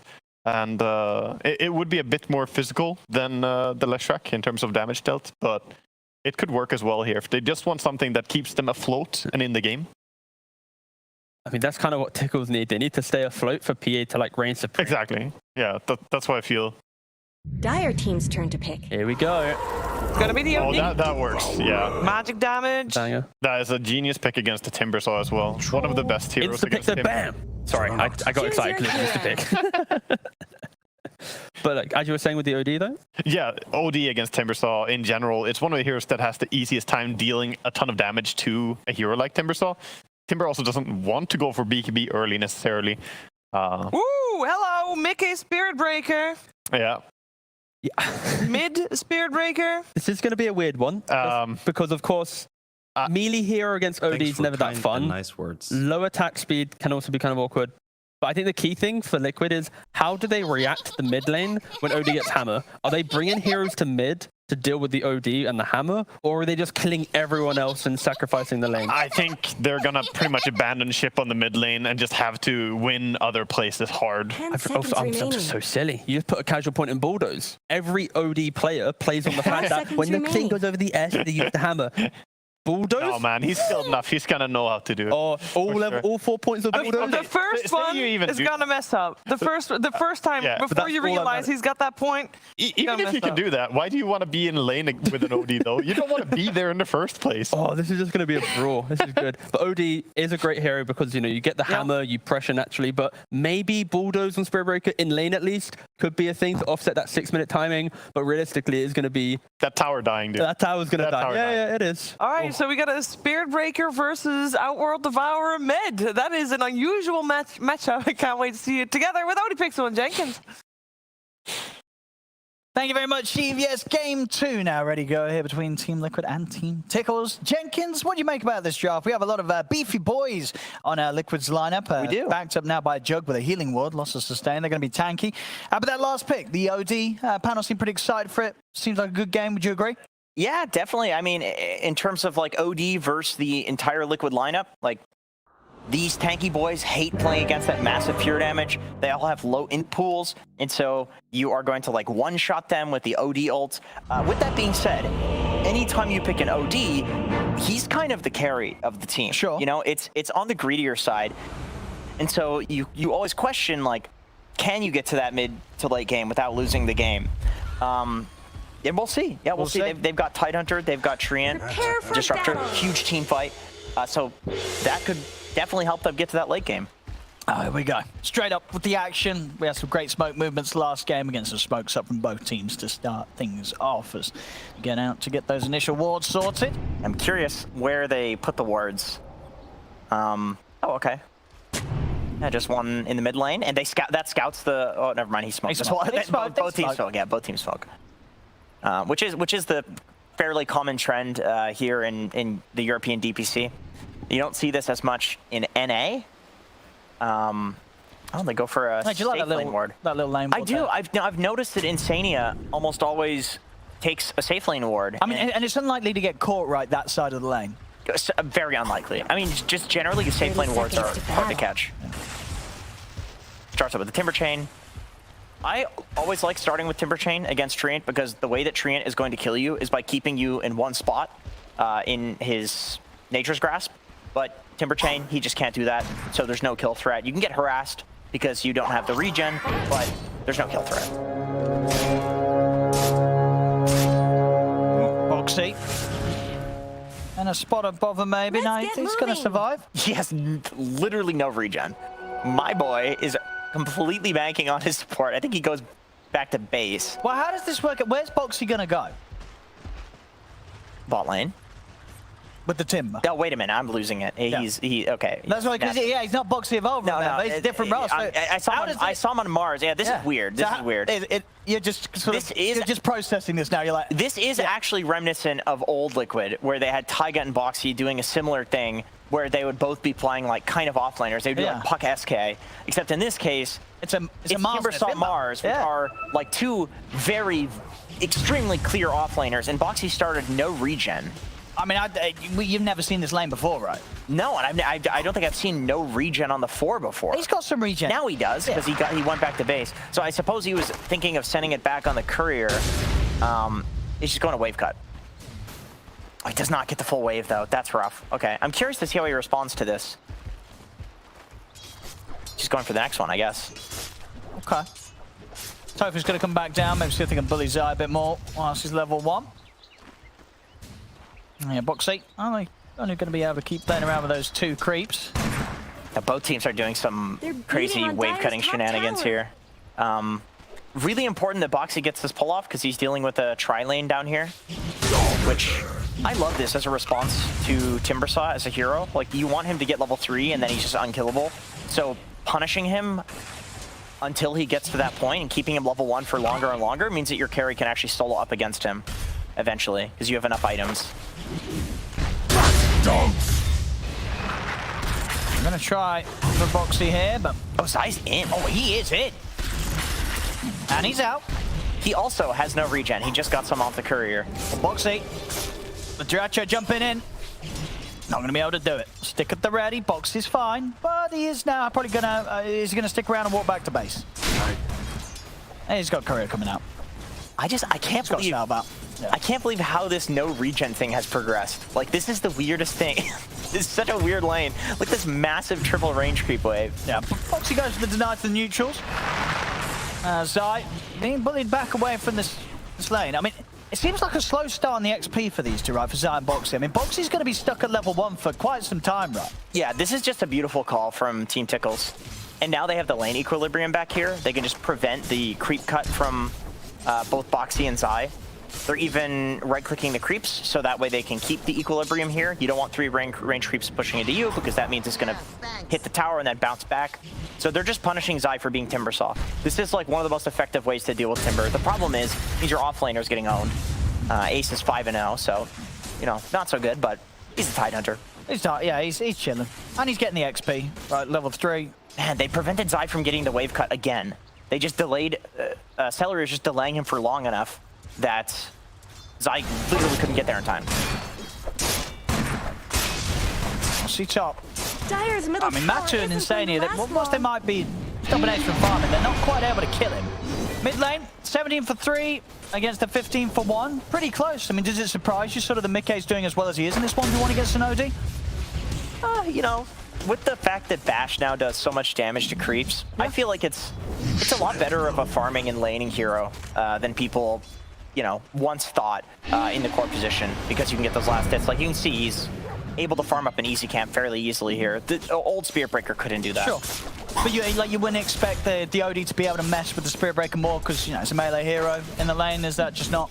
No, I really think core Spirit Breaker is just underrated. I think it's, well, maybe not anymore, but it's good. It's good. He's really good at last hitting, genuinely. OD is not what he once was in terms of dominating the lane. Okay. Top lane, Ace. He's got some backup now, Tofu. He's moved over to help out in this top lane. I mean, more than happy with the start, of course. He's been able to secure the PA at 29 and 16. It doesn't really get much better than that here down bottom. Yeah, they're happy. I mean, that's a lot of denies. That's the big factor here. So PA is always going to have this level advantage versus the Tide. I mean, you see that Boxy level 1 here at 4.5 minutes. There you go, finally hits the 2. Gonna go on him, but the spear back will save him from Dracho into position. Celery also been chased down by Zai. See if Zai's got any further burst. He's in with the timber chain, but the dagger slows down Zai. Celery will survive. Interesting that Zai is opting to level Whirling Death instead of Reactive Armor. So, I suppose because he's against a tree in lane, so he just wants that damage based on the tree's strength. Almost got the kill there, so I can understand why. Radiant's top tower Doesn't exactly have the mana regen to work with yet, though. Ooh, that's a big stack. First blood. We got finally first blood to occur. 5 minutes in. Matu taking out Tofu and being able to take back control around this pool that they were going for. That is one issue with doing any sort of tri-lane, whether it's an aggro or defensive tri-lane, is that the moment you head to the other lane, you're all of a sudden really under-leveled and under-farmed because you're splitting it 3 ways. So he goes up there on Tofu, he doesn't have boots, doesn't have levels, so he's just kind of a sitting duck. They have 2 5 positions now on Team Tickles, which is the cost of shutting down the Timber in the early game. Meteor Hammer picked up pretty early. He's got the combo. DD rune as well. Boo. As this mid lane has sort of been left for now. See Mickey. He's going to make the first move top. Wants to try and target Ace before he hits the 6. Instead of bashes and slows into the Blade Fury damage. The ult from Mickey. The kill will be secured. Ace is taken out. Oh, you know what? You know what Liquid might be doing? They might throw a Boxy mid now. They might just have Mickey go there until level 6, and then Mickey starts rotating. Sure, and then Boxy... but then you're like a level 3 Mars against a level 6 OD. It's kind of spooky. Yeah, that is pretty. I mean, I don't know if I want to be going to that length. I just feel like you Timber Saw in the off lane. Like, you want to leave the hero anyway, right? So he's got to go somewhere. Yeah. And then I don't think Mickey also wants to sit versus an OD. No. This isn't good. In fact... almost. Nope, yeah, he's dead. Okay. Good grab back with a glimpse there for Tofu. They'll get Boxy. Spoomer's got enough damage? Well, he certainly does. With that Astral, that'll do it. He doesn't need to look at that anymore as Boxy will pop. Double kill for Boom. Nicely cleaned up. I mean, well, we were discussing which one wants to be there. I don't think either of them want to be there, Jake, because they both died. Yeah. I think they'll be fighting to not go to the mid lane. Yeah. You don't want to go against this OD right now. Come on, Boxy. You know you want to. Please. Somebody take the mid. No, I think, you know, in retrospect, maybe Snapfire mid is your play. It's just somebody who can, like, not be... shoot things from far away. Yeah, someone with a gun. Yeah, absolutely. As Zai at this point. Oh, Boom with the rotation. This is really nice. Yeah. Boom. He's starting to hit his stride. It doesn't have enough mana for the hammer. But looks like it won't be needed. Zai taken out. The killing spree continues for Boom. As this OD's off to a good start. We saw in the draft, it looked like a good OD game. He's certainly hitting his stride. They've got to have something in store for this OD. Boom could get out of control. Does he miss it? He doesn't even try. He realized that the bulldoze was on, yeah. I think with level 1 bulldoze, you can immediately use the hammer and you'll still hit it. But then once you get those extra levels, it's just it's hard, yeah. Zai. Still just level 4 down here, of course, with the awkward early XP share. Yeah, he's gonna need some catch-up time on Zai. I feel like probably at some point you want to rotate to whatever lane the fight is in. Gonna make a go to Ace. Ace does have Ravage. And he does have backup. He is taking that Omni Slash did literally nothing. You're dead. Yeah. He got Anchor Smashed. He had the Treant armor on. Even in the low levels of Treant armor, it's an extra 5 armor. So we're gonna see it again. More than doubling Tide's armor. Let's see how much damage did it actually do. Let's do the maths. 915 he was on. Oh, actually, are we gonna get his HP bar? Probably not. It wasn't a lot. Nice little glimpse onto Mickey, just sort of 915, the 2 bars is 250 each. So it did like 350 damage. That was generous. Yeah. Accelerate. We'll die here. Trees do have a way of takes a little bit of a wander into the triangle of Liquid, and Liquid quickly on side to sort it out. Boom. He's got the stances clips ready to drop again, so the mid lane becomes spooky once more. And they're going to look to do something actually straight away with it. Tofu smoking up with Boom. They're ready to find a quick and easy kill with the OD combo. Yeah, he's looking to completely take over this game right now. Yeah. Even against Juggernaut, I know Jug has spin, he has Omni, he has ways of being immune to OD's damage, but if you get caught off guard by OD spells... Zai. Oh no. He's not going to expect Boom at all to be here. They don't even need the sanity. A couple of hits will do it. Another kill here for Boom's streak. This game, to me, is a really great example of how to deal with Timbersaw 101. Like, this could be a lesson on how to deal with Timber, because Zai is so shut down because of the tri-laning they did, because of the mid pick being the OD, how they're rotating the OD, but they're not over-rotating the Timber either. It's just Boom going once he has levels. They start off the tri-lane to deal with him, and then eventually it's like, okay, well, we don't want to put 3 heroes versus the Timber for the entire game, because then Timber, he's laughing. Like, that's what he wants. You just put the OD, because the OD has the Meteor Hammer, he has the levels to kill the Timber. So I think this is definitely the play for Liquid to take lane. We're going to see a fight come out in the mid lane, but 6 has been hit for Toby. They'll put down the Static Storm. They do lose Boom. The Static Storm damage not enough to kill off Mickey. As matchup with the Blade Fury heads up to the high ground, takes out Cellar. Liquid, they're going to look to try and push on, find more with the charge over Toby. The Ravage comes in from Ace onto the Fullerton. It's their damage that they're trying to get Mickey. They will find him with Dracho turning up as well. Magic commits somebody on this side to the Blade Fury. A Cookie onto the two of them as well. Ace is able to keep himself alive with the Hood of Defiance. Radiant's top tower also surviving for now. Boxy still looking to poke a bit more. Actually able to take a nice kill there with the spear. Tries for the TP out, but the damage from Dracho is too much. Dracho will get a nice little cleanup off the back of that. What was a good fight to start there for Liquid, killing off Boom. Zai's just sitting up top, like, please don't notice that I'm not there. Please, I need to catch up. Yeah, he got some damage on the tower, the catapult was alive. So Zai not showing up actually results in some map pressure, as well as some much needed space for him with that fight. And despite being 4v5, that actually went quite well for Liquid, just because Matumba is so farmed. We're seeing both carries this game, going for the Battle Fury build. Radiant's bottom tower is under attack. This tower, a nice little bonus here to the Matu to get that final sword done and the Battle Fury online. And by the looks of it, both the Battle Furies are going to be coming out pretty similar timings here. It's going to be a close game, close matchup between the two carries.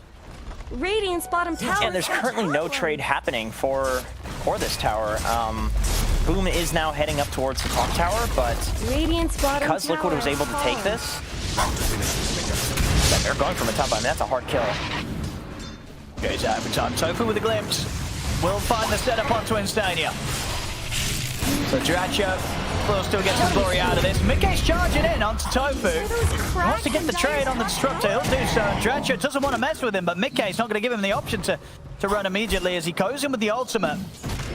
Dagger slow should be enough though. Dracho's back into the shadows. Top lane, Team Tickles looking for the setup onto Zai. They haven't got the sanities, so not that further burst of damage that would be required. And Zai's able to step back. They're beating so on Liquid Dire's do have TPs available to defend Zai up here. I think this is probably why Boom is walking away. Knowing that you had just lost your safe lane tower like that, the fairly obvious play for Liquid would be to just like endlessly defend this tower, have somebody farm bot, Mickey can do that, and then all of a sudden you're farming way more of the map. Healing word sent all the way up towards top. That's cool. I like that. That's really cool. Keeping Zai full HP to defend this tower is very important because it gives them time to actually respond. Because chances are to OD, Zai will probably die in the engagement if some dive happens, but there will be a TP response. Yeah.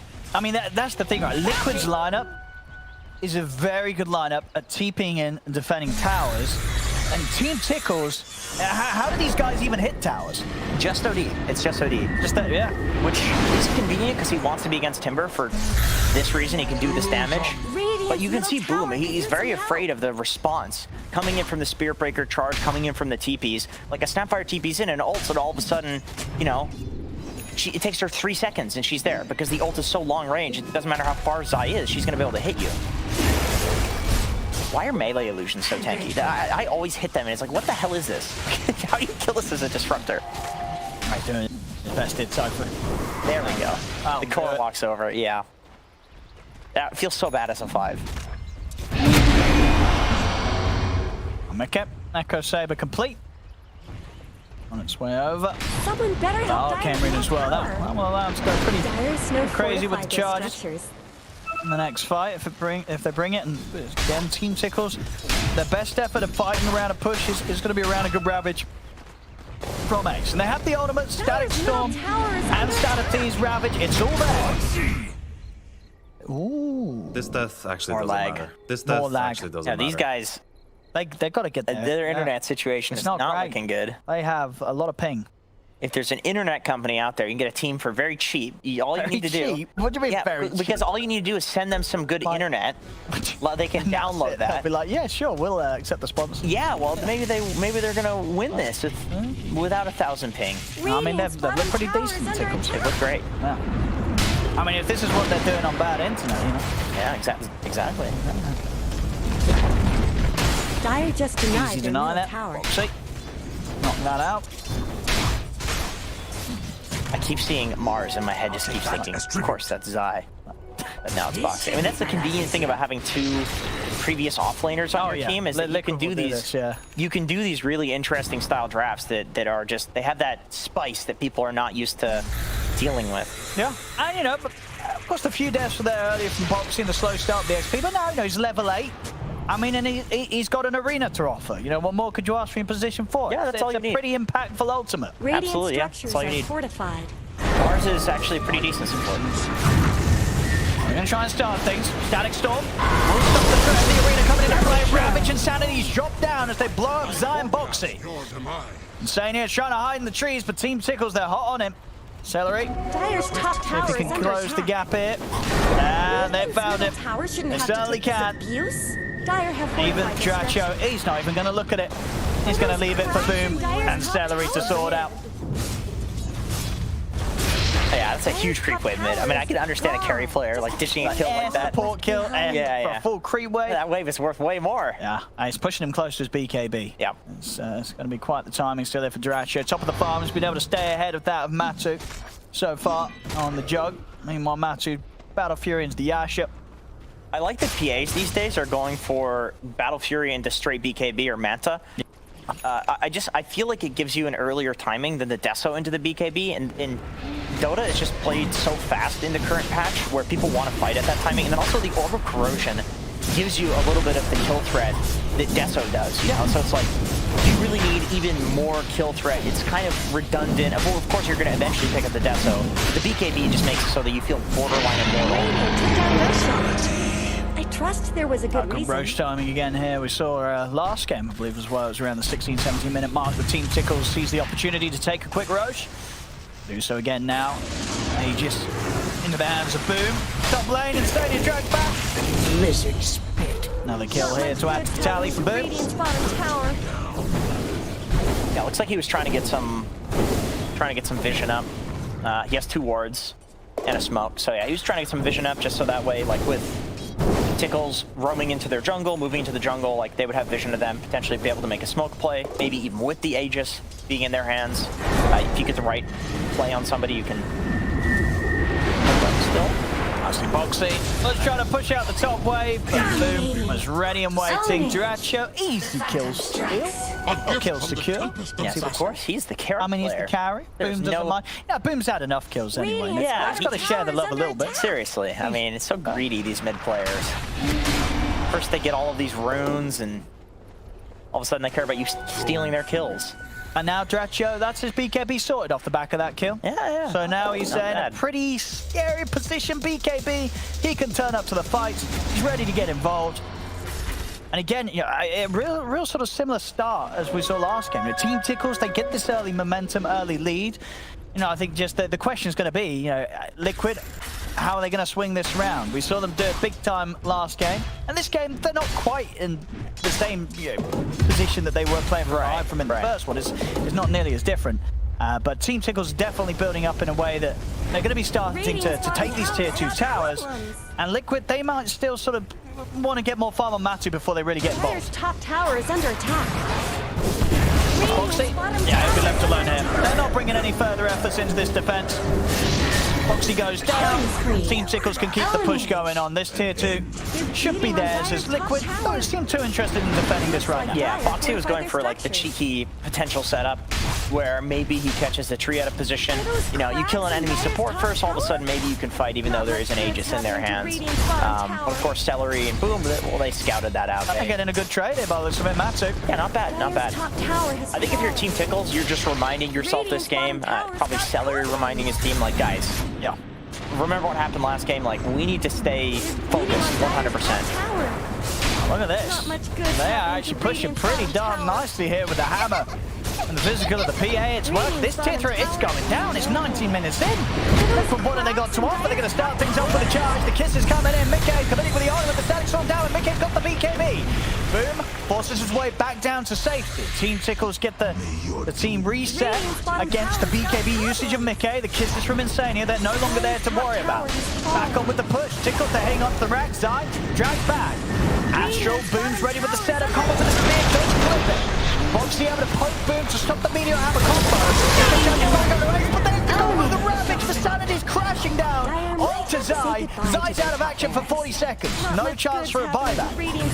Liquid, they're going to have to defend 4 versus 5. Matu's here, but the Omni Slash has already been used. There's still an Aegis on Boom. Team Tickles doing plenty of resources to push on with. Mickey trying to charge out and clear the mid lane, but he's going to get dragged back by the Glimpse. It's 20 minutes in, and Tickles, they're going to get this Rax. Liquid, they can't do anything about it. This is going to sound kind of stupid, but it's unironically... Oh, Boom's ready to go back in. Whoop. Tofu, they backed off and they just salved everyone. He has the shovel. He was sitting on 3 salves, and seriously, it let them re-engage after that play. Yeah. I don't think I've seen shovel used like that before. Why don't we get a replay of the shovel used? He's just hoarding the salves. Because the thing is, like, I think that defense from Liquid was good. It was like almost a fake defense. Like, they just wanted to... They lost the racks. Well, to start, right? Okay. But because they back off on Team Tickles and they just heal up and go back in. Dire's middle tower is under attack. Eliminated. I mean, Tickles, now they're getting that ball rolling. Now we're getting to the point where it is very much like the lead in the sort of the strike Team Tickles were hitting in game 1. And you've got to sort of ask yourself, how are Liquid going to turn this one around? Yeah, so the gold lead is not as big, but it's earlier. Yeah. And they've been fighting innings, so the gold lead would be more if they were farming, but they're roxing. Dodge in trouble. Drive back into Static Storm. The damage coming out this stage, just the crits of Duraccio, the hard hits of the orbs, the Boom. This is going to be another set of racks. 2 sets of racks in 22 minutes in. Matu's trying his best with the rat, hitting onto the tier 3 down bottom, but he's obviously not going to do it nearly as fast as the full team of Team Tickles. 22 minutes in, 2 sets of racks taken. And it looks like Team Tickles aren't going anywhere. They're going to keep pushing on. Yeah, they are. They're forcing Matamba back. I mean, Matamba's still just trading. He's just trying to rack. He's going to get a range rack. But then he's losing tier 4s. See if Team Tickles, what are they going to do? They know that Zai's back up. With Zai coming back in, they will start to back on. Charge over. He's going to catch Duraccio. Okay. Maybe a bit of a bait. As Mickey had to put the BKB and head back. See Matu. Blade Fury to avoid being glimpsed back to the bottom lane and out of the fight. Draccio's coming in with the BKB. The arena's been dropped. Jump over to Mickey, but Mickey's going to go back over with the charge. Has been able to do enough damage to bring Ace very low. But Ace for the Mickey still around the turn. Sanity's ravage from Ace. Comes down, catches the 3 of them. And Team Tickles, they'll look to continue the cleanup. Matu goes down. Mickey as well. Zai trying his best to fight back the 3 of Team Tickles. But Duraccio chasing down Insania. The hammer goes crashing down onto Zai. Everything comes crashing down for Liquid. As GG is called a 23-minute victory here from Team Tickles. As this time, there's no messing around. They lead very early in this match and they close it up so well. We've seen so many teams that have been in the lead in the position that Tickles have been, but not with the confidence to say, hey, we can...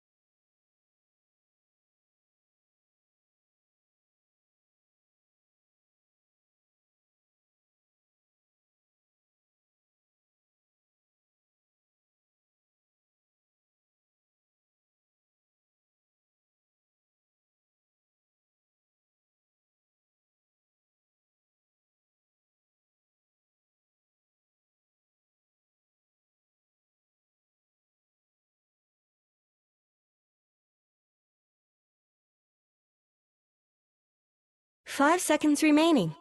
Dire team ban. Radiant team's turn to ban.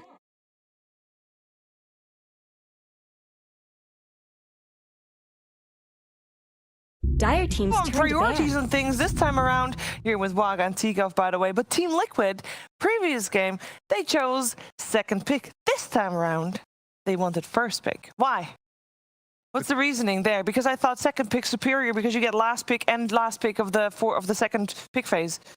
It is seconds if you remaining. want to use those picks for Radiant team flexing, ban. right? But if you want to have priority and just setting the pace of a draft, go for Okay. first. This was a game of flexing gone wrong, though. Yeah. That's I don't know. it. That's fair. And also, I think realistically, Team Tickles is a team that is utilizing first pick in the way in which they are forcing, a tree, a snap, a weaver, an Io, a Bane. That's 5 heroes, right? There's 4 bans. So potentially, if Liquid takes first pick, 4 of them are banned, they pick 1. It puts Tickles maybe in like uncomfortable territory. Yeah, Let's see what it they could. go for. They did ban out the Treant, Yeah. 10 and now they can seconds first pick remaining. something. They banned out actual 4. So if they pick Yeah. Snap 5, If this they is pick why Snap, they pick. Yeah. Yeah, 5 seconds remaining. Turn to pick. and is it gonna be? Yeah. Of course. There we go. So why Snap? Why do you really want Snap here? Because the 5 heroes that Tickles first pick, 4 are banned and 1's now picked. Ah. So it's like brand new kind of pick territory, basically. Is kind of For the them in concept. terms of support, this is 10 absolutely seconds true. remaining. Yeah. Well, thank you very much. Yeah, that does mean that they are putting the 5 emphasis seconds on the side of remaining. Team Tickles. As the reason why Team Tickles is doing so well is all because of the supports. MVP. I mean, tofu. You don't have to be around the bush here. It's literally tofu. I've Yeah. never seen You want to sell Radiant celery short team's here? turn to 11k pick. for 4 players, I'm bring in upping- protector. Dire team's He's turn had to his pick. limelight on Viking, all right? Tofu's the new blood, You did say that it was Tofu's disruptor that caused him to be the MVP, so they first got I point towards Waga, Okay, by the they way. don't know that. Okay, this is fair, we're not on camera, but it was Waga that Yeah, said his no, No. was Tofu's disruptor was 10 everywhere. seconds He was remaining. doing like his positioning and where he was for the glimpses was just beautiful 5 to watch. seconds remaining. And probably super frustrating if you were Team Liquid there. The Yeah. Spearbreaker was like 10 meters away from finishing his charge, and he just gets pulled back. Nope. I guess the nice thing as well with Tickles is the fact that they do, like, before in the previous season, Team Board, bring them up for some reason, they had 2 4 players. So they would be fighting over the 4 position, like, who's going to take the farm, who's going to take what? But in Team Tickles, they kind of have 2 5 players to some degree, because Tofu used to play 5, now back to 4 again. So his hero pool is somewhat, like, filled up with these 5. So, like, this Disruptor, it easily could be laning with Night Stalker in that 4-esque role, but playing like a 5 style, opening up more farm for all the cores, right? It certainly feels like he's one of the 4 players not taking much space, Dire not team's turn to taking ban. away from his Team's turn to course, and that can be really grateful for the position 3 player a lot of the time. We see some teams where position 3 is really just position 4. You know, like True. sometimes you see greedy force And that's why Zai left Secret, and now he's on analysis. But anyway, Beastmaster is a really nice response to Night 10 Stalker. seconds remaining. Simply because Night Stalker, we saw in that first game, Ace, his itemization, it was 5 phase seconds 1 remaining. win lace, straight BKB. You then pop the ultimate, you run out the back lines, and you try and kill Dire them off. team ban. You have a Beastmaster, that raw goes through BKB, you have the vision of your Hawk, you can actually stop this aggression through hugging the Beastmaster, basically. Yeah, I feel BKB is one thing that you have that counter to it, but the vision, both teams are battling over vision and control of the map with their second Radiant picks team here. ban. So first you pick a strong laner, both of them did, the Disruptor, the Snapfire, heroes that can really battle in the first Dire few team's minutes turn and to have ban. quite a bit of impact. And then it's about setting yourself up to control the map. And I think I like the Snapfire Beastmaster combination though. Those 2 heroes, they can dish out a lot of damage, have a lot of lockdown, chain stun between them. I mean, the carry's going to be happy, right? Like, you're going to have Inner Beast from Beastmaster, Little Yeah. Shredder, a Solar 10 Crest, seconds and then you're remaining. probably going to have some, like, PA type carry that's just going to thrive with minus 5 armor. seconds But not remaining. PA because they banned it themselves. Yeah, esque. Ask. That was my Yeah. exit. Ban. 'cause I Alright. hadn't looked at the Oh. ban yet. The Fair asterisk. enough. Nice. Yeah, whew. Gotta add an asterisk to everything you say on a panel. Just say ask after 10k Twitch everything. chat, they're on the ball. Dragonite Ask Hero. There we go. And then you get lucky with Literally Dragonite, but it's like any stun. any stun. I mean, it's probably the hero that covers most. It's like 10 you got a seconds stun, remaining. you got a tankiness. you Transformation got- yeah. spell? Oh, I've not heard that in a while. 5 seconds left. Don't freeze The up. Transformers of Dota, TB, etc. Let's see. What else should Team Tickles be worried about? They banned out the Razor and the Monkey King already in this phase. I think they're just looking at like more skirmishing style carries that can play their lane, but then suddenly join with the team when needed, because that's one thing. And also I think they identified as well that Monkey Razor are very good laners against Night Stalker, and they need Night Stalker to enter the game with that confidence to fight Beastmaster. If the Beast will always outfarm Night Stalker, so Night Stalker has to have a good lane, otherwise it could just be way too one-sided towards the Beast matchup. Yeah, I think maybe they want to get rid of Troll Warlord here as well, because it's a hero that, again, can stand quite well against heroes like Night Stalker who want to dive in, and it goes well with the Beastmaster. Again, we were talking about how you can steroid up your carry, and Troll is a pretty strong hero. If you give him some Solar Crest, he can chase down people, kill them. All right, might be unconventional, but I love when playing against Night Stalker, you sacrifice your position 5. Radiant You make this team's hero turn to person pick. play a hero, which forces the Night Stalker to have to find you, right? Oracle Dazzle. Yeah, exactly. So like when you play this hero, you're like a pseudo stun, because like if they jump the Oracle, then Beastmaster covers Oracle, right? And then you have the Troll, like you mentioned, which stands up front. So it's like he has to get past this, kill off the Oracle, then survive the seconds Beastmaster. If he remaining. doesn kill Oracle, you get the point, right? You had me at sacrifice your boss 5. That sounds great. I'm not biased, man. You're definitely right, though. Those heroes will dictate what Night Stalker needs to do. He gets a job assigned to him. You need to stop this grave coming out, or this false promise, and that makes the fight more predictable in a way as well to take. Only if it's Night Stalker is the only initiation. To be clear, like if there's like a Storm Spirit, then a Spectre, cut it. You know, don't do it. You know, but like the essence of the idea, it is a strategy that teams have run before, at least attempted to run. It's very hit and miss, but it's still a fun concept to put yourself at a disadvantage to unlock someone else. Yeah. I think another hero, looking to Team Liquid here, we were talking a little bit about which carry they might go for. I think this could be a game where you take Luna for Team Liquid, by the way. Just you're playing against a Night Stalker. It's really nice to have some night vision on your team as well. And again, another hero that's super good for 5-man grouping with Beastmaster and breaking high ground. Dire team's turn to pick. Realistically, right? Like what you just described is a lineup that wants to stand in a huddle and A-click, right? Yeah, that's normally what you want to do when you have Beast in your team. And Snapfire, of course, with the Shredder as well. And Team Tickles isn't really picking heroes that is going to disjoint that ability to hug, because like Tusk hates playing into heroes that group together, right? He wants to try and pick off heroes, 10 play with seconds others. remaining. So very much, if Liquid does go like Luna plus melee 5-star seconds hero, remaining. I can just body for this lane, and that can also be very scary. I do like the Tusk pick against Beastmaster, though. You can snowball someone while they get reward. You can also potentially save someone from Mortimer cases for quite a while just by hiding in a snowball. Use it as a safe haven from the Mortimer case. Does this mean that we're expecting Tofu to be the one with the Tusk, and this time Disruptor will be for Celery?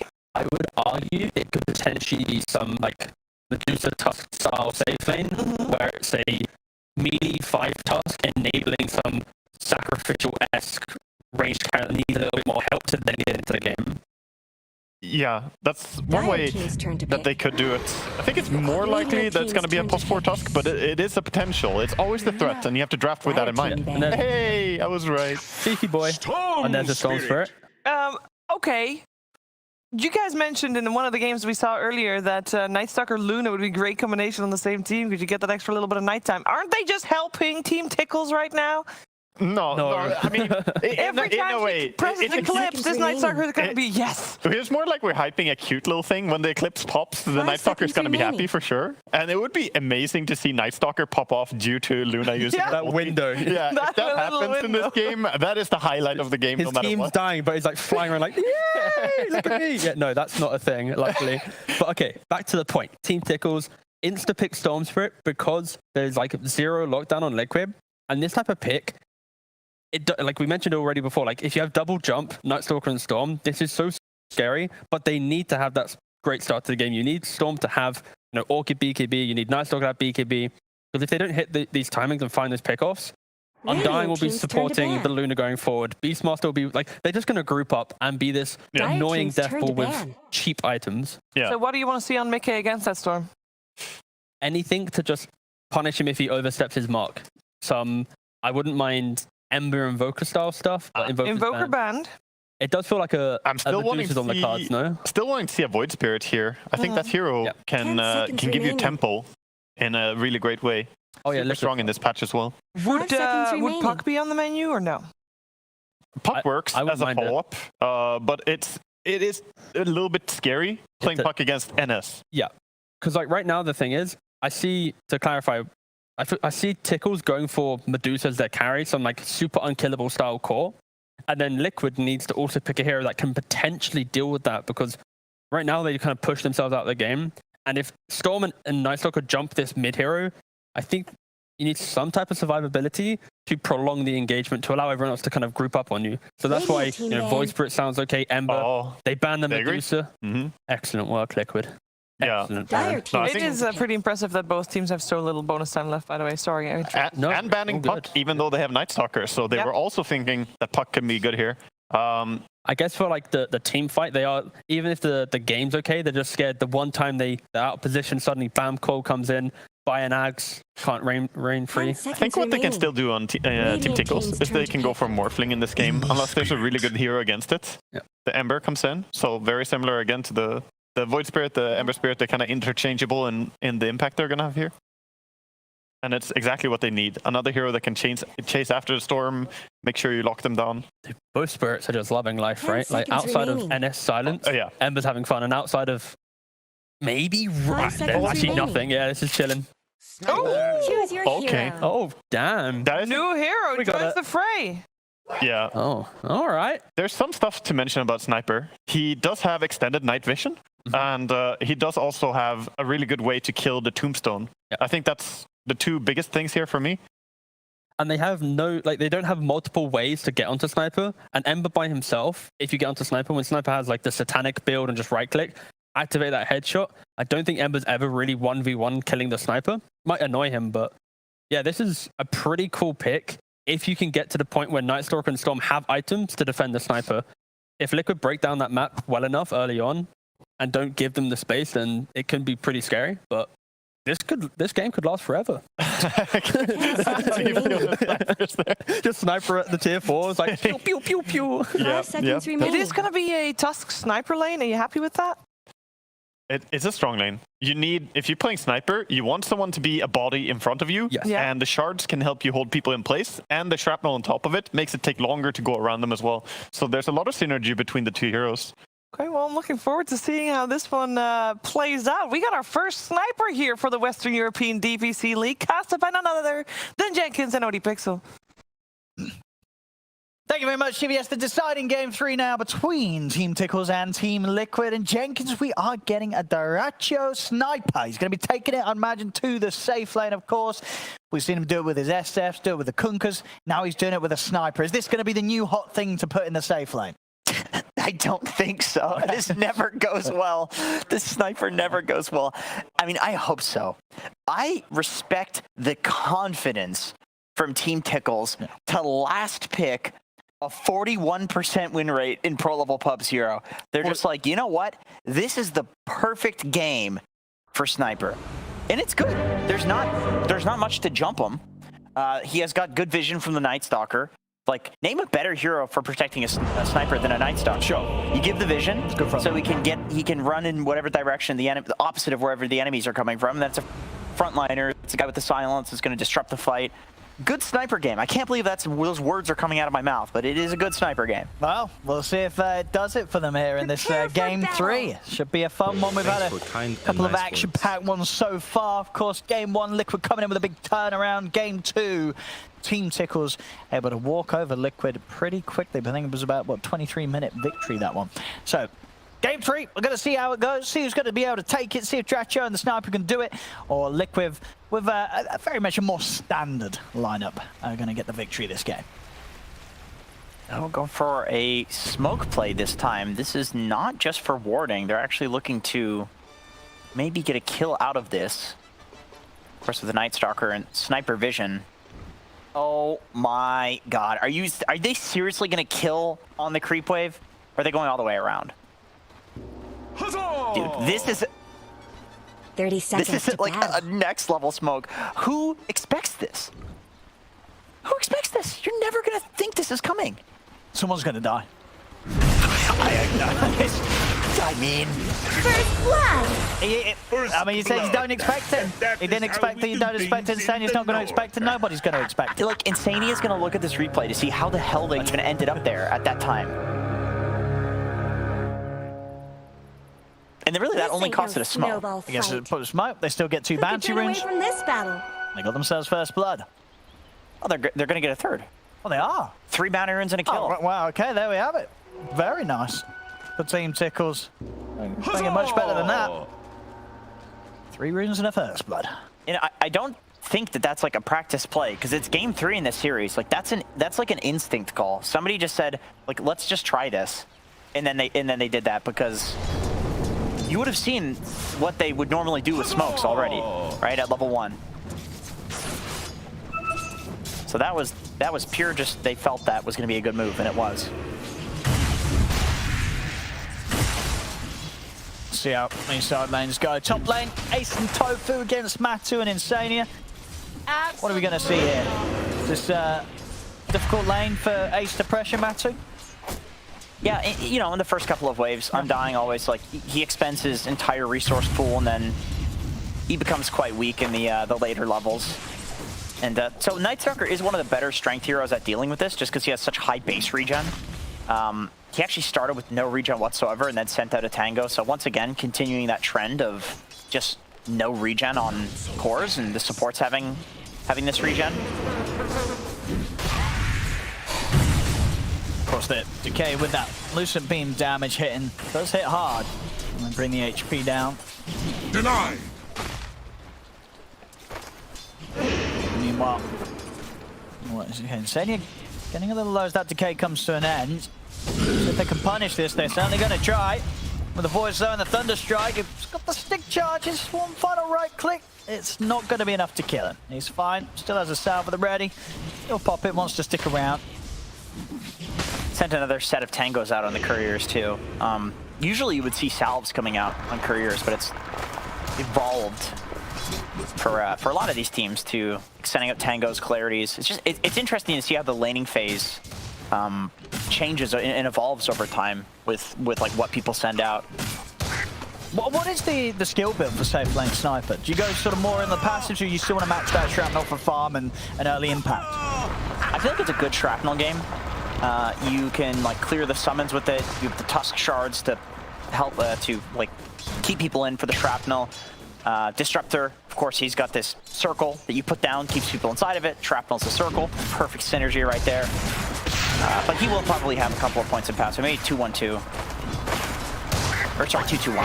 Boxy and Zai, they're going to get close and personal here to Dracho as they come up with a cookie. They will be able to take him down. Is under attack.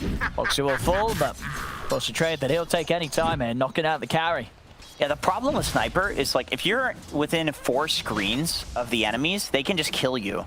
So yeah, you need to be very careful with your positioning. You need to be very careful about where the enemies are standing, and your team has also got to kind of body for you. I like that they put Celery on Tusk down here instead of Disruptor, because putting a melee hero in front of the Sniper, it's just like the SF. Like, you just want a hero to sit there and body and tank for him, but sometimes it's not quite enough.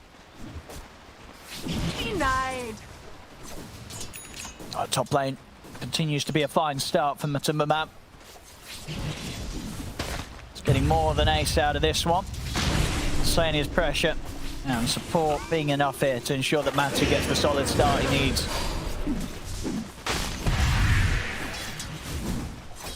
But as a Night Stalker, you know, you're just kind of biding your time until you get that 5-minute timing. Turns nighttime. I think Ace is probably generally quite happy with how this is going, especially against an Undying, a hero that's supposed to own these melee strength heroes. He hasn't died yet, so he's happy. Maybe that's an assist. Meanwhile in the mid, it's dead even, pretty much. 24 for 3, 23 for 2. They're keeping the matchup close. Bottom lane, Zai, he's in trouble here. Dracho is able to shoot him down, and now Boxy also has to be cautious. Going to see a few balls also go down to Dracho as he cleans those up close to the tower. Zai just slightly caught out of position there. Celery able to control him with the combo. At the same time, top lane, they bring down Matu. Bottom, Celery's got the combo ready to go again. Snowball in on Boxy, but with the cookie available, Boxy able to break out of it. Top lane, though, that's a big kill. Even before the night time, Matu ends up dying to these two. Ace and Tofu, yeah, they're going to be over the moon about that one. And the moon's not even up. It's a cool lane that they paired together up here. The fact that they have just 2 nukers, it's like, okay, Night Stalker's, his laning kind of sucks. Until it's nighttime, of course, because he just has 2 abilities that don't do anything until now. Now it's scary. But you do have 2 nukers, and so you can still always get kills just by like chain nuking people. Bottom, Boxy's already used the cookie, so they know they can trap him in with the shards. Controls there with the snowball. It's going to be another kill here for Dyrachyo. And the sniper in the safe lane. Sure, he may have died the once, but he's already 2-1 and 2, 5 minutes in. I think Dyrachyo's going to be pretty happy with how things have gone. He's happy. He's happy. And he goes for 2 points in headshot. So this man is actually pretty strong. It hurts. And he's holding the point, so he doesn't know what he wants to go for. Okay, he's going to go for the extra range. So you play with the shrapnel for the laning phase, and then all of his abilities scale to be a lot better at level 2, or at least his cuteness W. I'm interested. I mean, what do you imagine the build's going to be? He's going for... Well, actually, top lane, hold that thought as Boom's coming in with a move. Matu in trouble here. They'll get him. We're seeing these storms nowadays. Very good at the quick TP. As soon as they hit 6, they look for action. And a very easy bit of action he finds up top. Celery, nice dodge of the cookie as he heads into the snowball. Tries to push him back with the shards, but he will still be caught down as Mickey has the damage with the double damage route. And had many remnants to play with, so no escape for the toss. Middle tower shouldn't have to take this abuse. Oh, no points in ult on the sniper. Instead, maxing the headshot. I like it. This is a lane pressure / farming build. You can't really farm the stacks, but you can farm jungle camps a lot quicker. Okay. He's hunting Tofu. That's double damage coming into play. Tofu's going to glimpse him back. Extra TPs are coming in. See the divers. Ace, he's moving into Matuma Man. Ace, one more hit. Can he get it? He can. Turn for the boy. He's just taking out Matu again. Matu, as soon as he was back in the game, comes to mid, ends up dying. Ace goes down, but they lose Mickey as well. Liquid losing both their cores around the mid. That hurts big time. Yeah, great TP from Boom there. That play looked like it was about to just get destroyed by Mickey. Like he was about to just come in and like clean house because he had a DD. Then Boom TP's in and he distracts Mickey for long enough that Ace can actually finish off Matumba. And then in that distracting, like, there we go. There's a little bit of a dead Beastmaster here with the damage that Dyrachyo can do. Mickey is TPing. He should be able to follow through on Sniper, surely. Yeah. They will. With Boxy having the backup, jumps in with a cookie. They may even be able to find Celery as well. Have a remnant to close the gap over the shard. Slider Fish comes in. Mickey with the cleanup. Radiant structures have been snow fortified. Yeah, once again. Within a few screens of that tower, so Mickey is able to TP in and secure that. If he's low at all, Matu's got to be so careful. He is having such a tough game. Even farming up easy camps that I'm sure this was stacked for his Ember earlier, but at this point, Luna needs it. Radiant's bottom tower's got problems. For the 8-minute rune. And here's a haste Boom. He's able to bottle it. He's able to get away with the ball lightning. Matu tried to come in onto him with the Lucid Beam. Won't have the damage. Celery and Tofu, they're going for it. Staying up at the back of the base as they swing across. One forward on the supports. Matu, no one's going to be coming in his way. Matu also goes down. Celery and Ace will die to Mickey. As Mickey continues to do his best here as the only core right now in Liquid that's having a good opening game to keep Liquid solid in the early game. As overall they are just down 1k. A lot of that value is on Mickey. He's got to continue to do this and carry his team through this rough part.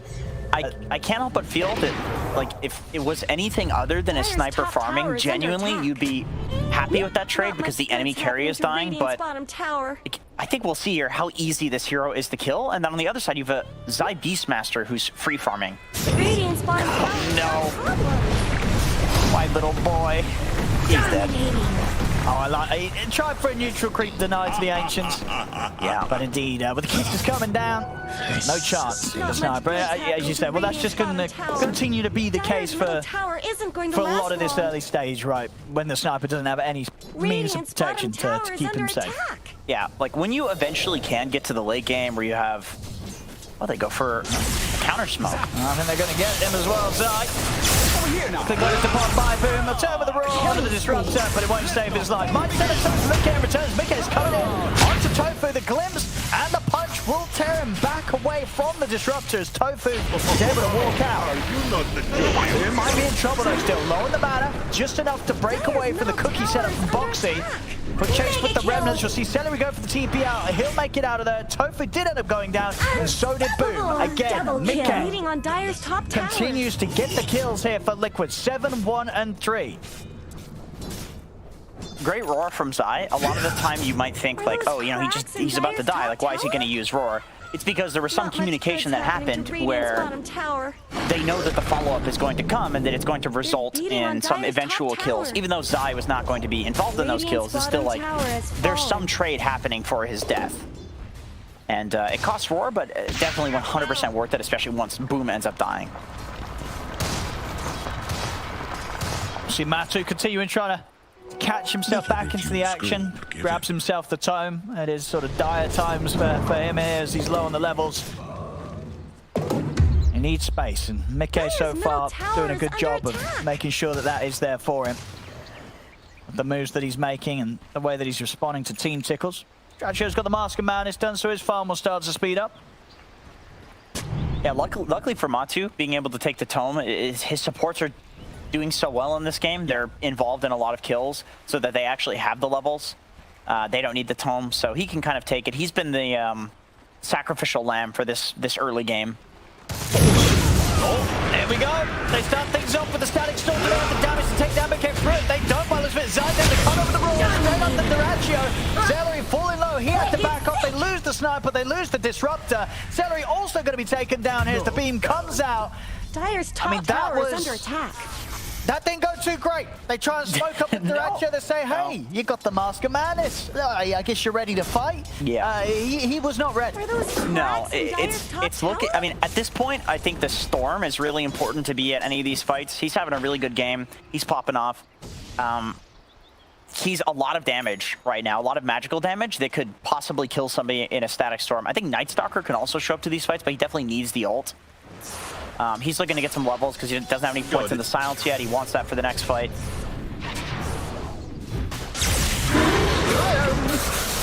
Sanya. Tough kill, really tough kill. And he's got Boxy to help out as well. Cookie comes in. Boom. Be a little cautious now. And in fact, he died. The slide fist comes in. Mickey's there on the catch on the side. He should pick the ball. All right. 12 minutes in. Godlight on the Ember. Okay. The push coming in now from Liquid as well. Onto the tier 1. Matu's ready to turn up. Mickey, he wants more. He's still got this DD rune going. He's got full mana. Full HP pretty much to play with. He's going. Oh,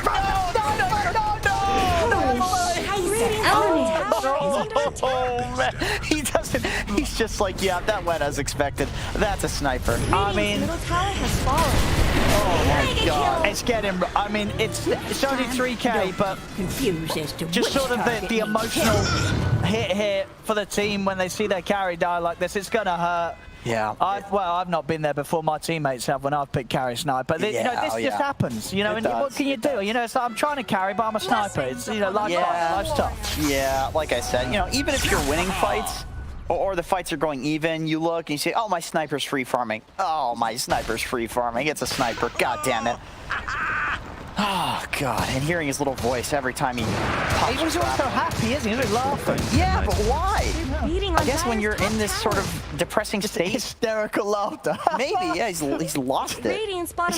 I mean, this man has no points in ulti. He doesn't need it. Well, he's already got a gun, I guess, so he can already shoot. Why? And why get another gun from the ulti? What's the point? Well, what's the recourse if you have a sniper as a carry? I mean, I think your Storm and your Night Stalker need to carry. But then at that point, it does beg the question, why? I mean, he's playing for the late game, playing for the high ground. Okay. That's what you tell your team in this sort of situation. Like, guys, it's fine. I'm going to sit in the base. I'm going to have a Dragon Lance. I'm going to have a Rapier. We're going to hold for Infinity. I like the Dragon Lance into BKB pickup. I imagine that's going to be a Dragon Lance into disassemble BKB because they really need that. He needs that ASAP. The good news is the only damage right now from Liquid is magical damage with the fact that he doesn't get roared by Zai. Doesn't have a blink dagger yet, so that should be achievable in the fights. That's going to be hard. And at this stage now, you know, Matu is caught completely back up. He's fine. He's fine. I mean, yeah. you look at Matu clearing camps, and you look at like a sniper clearing camps. You know, Drasha's there like pew pew, and then Matu's like. Yeah, it's fast. It's a big difference. It's fast. Yeah, yeah, yeah. It's hard to keep up once this Luna hits these sort of timings. They're ready to smoke though. Dracha wants to turn up for some action. So I assume he's got his Dragonlance timing. Nope, he doesn't. It's still on Courier, so he has not sent it out yet. Oh, how about this? All right. I mean, they have done this perfectly in the last 2 games, right? The first game was 16-minute Roche, second game I think 17-minute Roche, now looking for a 15-minute Roche. And they've gotten away with it the first 2 times in the 2 games, and honestly, it looks like Liquid don't expect this either here. You know why I think they always seem to get away with this? This does not look like that much of a Roshing lineup. It's like, it's just the Tusk, right? Just because you have Max in tag team with 4 heroes hitting, you can actually do that. But it's not something, you don't see the Ursa on the enemy team and you're like, oh, of course they're gonna go Roche. Okay. It's gonna start things off. Look at the damage, the kiss is coming in, Ace. He's actually gonna get out of reach of the final kiss, so Ace will live. So far on the other hand, what's he got? He has got a glimpse to tear back the Ember, but Mickey, I think he still wants to try for this. He's not gonna read the movement though. Tofu heads north and gets himself away from that final slight hit. Damn, they all survive. I mean, I guess, yeah, there's the argument that it secures you a tier 2. You know, 2 heroes walking back to Fountain. If you killed them, they could actually buy back and then fight you. So you could argue that in some scenarios, you'd rather that they get away. You could argue it. You'd probably be wrong, but you can make the argument. Of course, kills are always nice in Dota.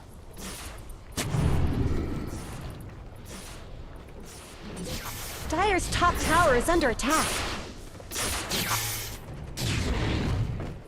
Boom feels kind of immortal right now.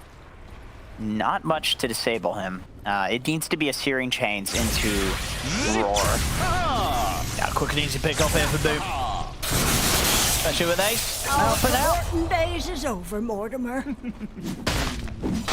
That's sad. Sometimes you just want to do-ward. And Insania, I mean, he knows what's just happened there. And he still stays in the neighborhood. This could be a second one, or maybe not. Static Storm's going to get thrown down. They lead it onto Insania, but Zai's able to roll onto Ace.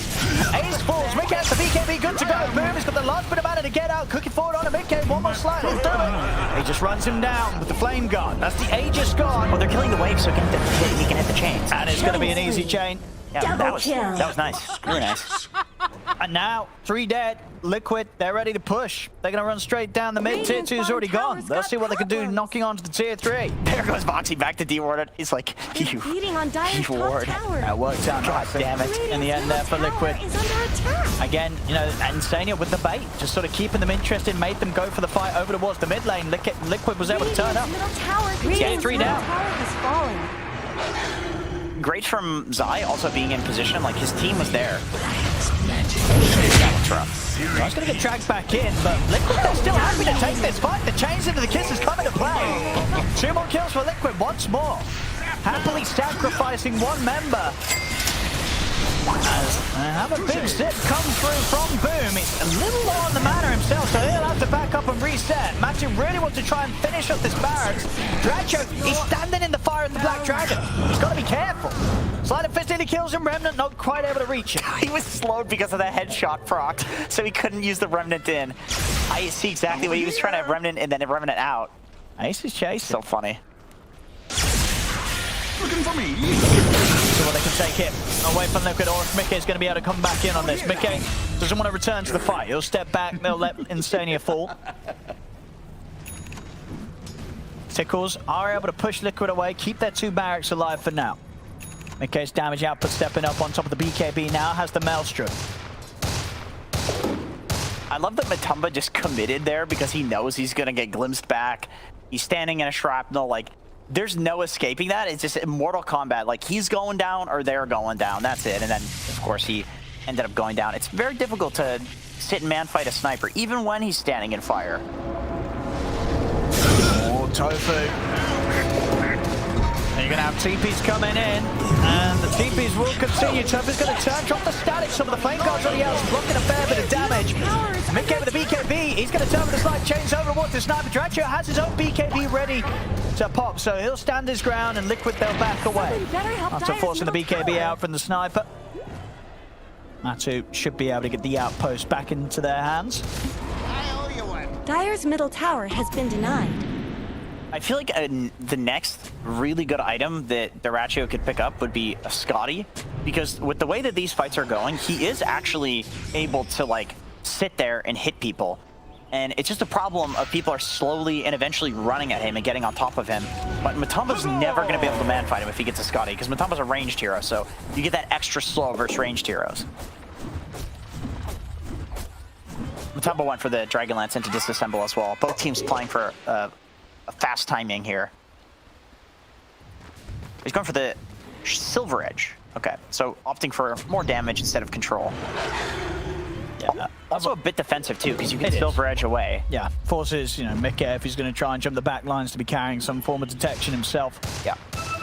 At least if he doesn't get the chains. Radiant's top tower. I think that's probably the idea, that the only hero that's really jumping him on the back lines is going to be Mickey, and chances are an Ember Spirit is unlikely or unwilling to have a slot for detection. Of course he's going to, but you don't usually want that, because you have the wand, you have the Orb of Corrosion, you have the bottle. Like, it feels bad to have dust on Ember, but he's going to need it. Even then, you still might not die.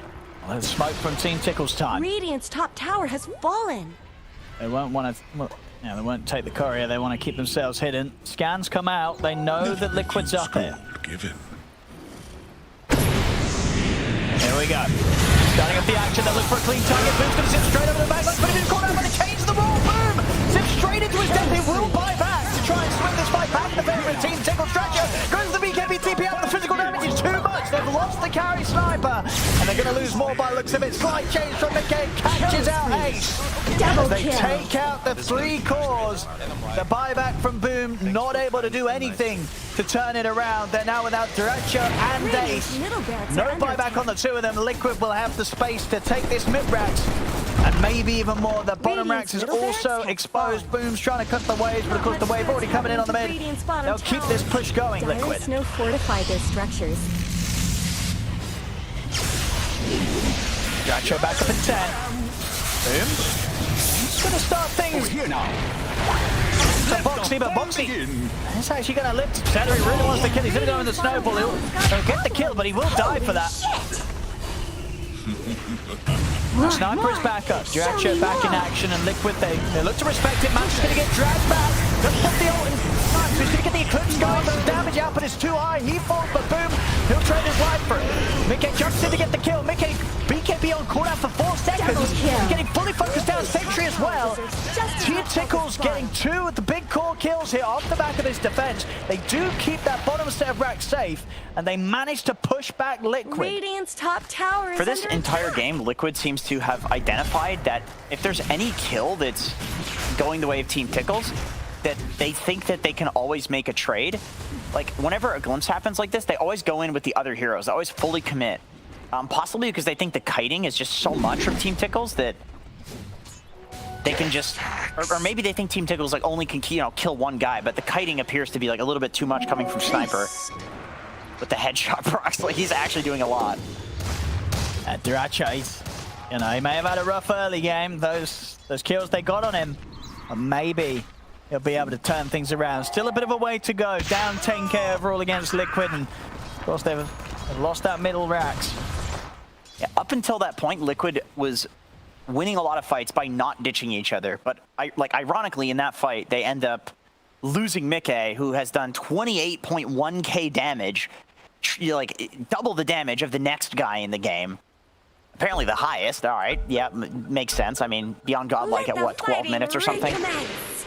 So they're unwilling to ditch each other, which has gotten them a lot of kills. But then, you go later and later against a sniper, and all of a sudden it's becoming a bit more risky to go back in like that. But you don't want to ditch your carry. Like, that always feels really bad.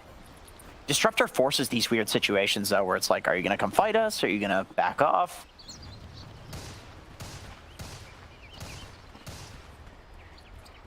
Arcane Rune down bottom. That's going to enable Mickey This next fight. Gold remains.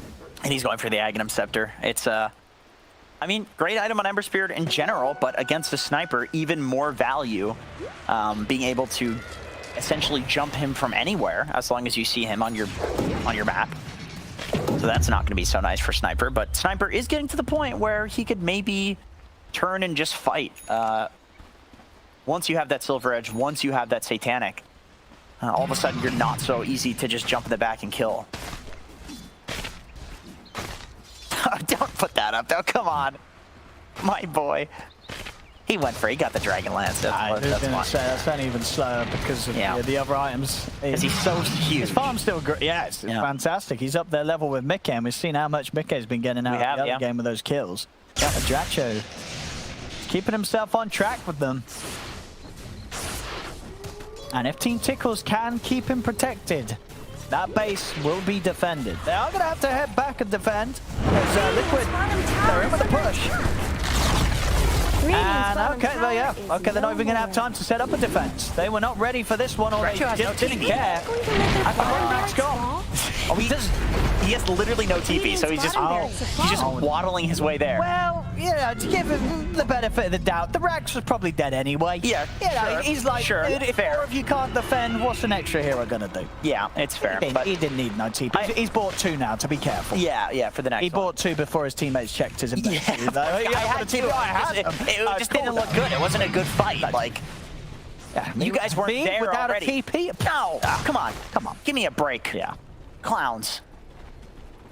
No, I mean, it's easy to make that mistake when in a game where you're behind because you're TPing to farm, you're TPing to get to fights. Enemy team has the luxury of being able to just go high ground because they have this lead, so. Now, in this situation, if you boom, are you going for the Aegis still? Yes. Yeah. I think so. Does he have BKB? No, he went for the Kaya first. Still go for it. Whatever. You got the Night Stalker vision. Yeah, that's true. I think that's probably what Liquid's afraid of, is you know Ace is going to pop the ult, and all of a sudden he sees everything. Like, yeah, Team Tickles are going to go in on you. Yeah, I mean, they have to. Dracho in the river. It gets the BKB off. Protective for now. Glimmer's well gets him onto the side. He's going to turn. Starts peeping into Zai, but already Ace. He's dying very, very quickly. Ace will go down. The BKB comes to an end. Triple kill from the Tumbo Man.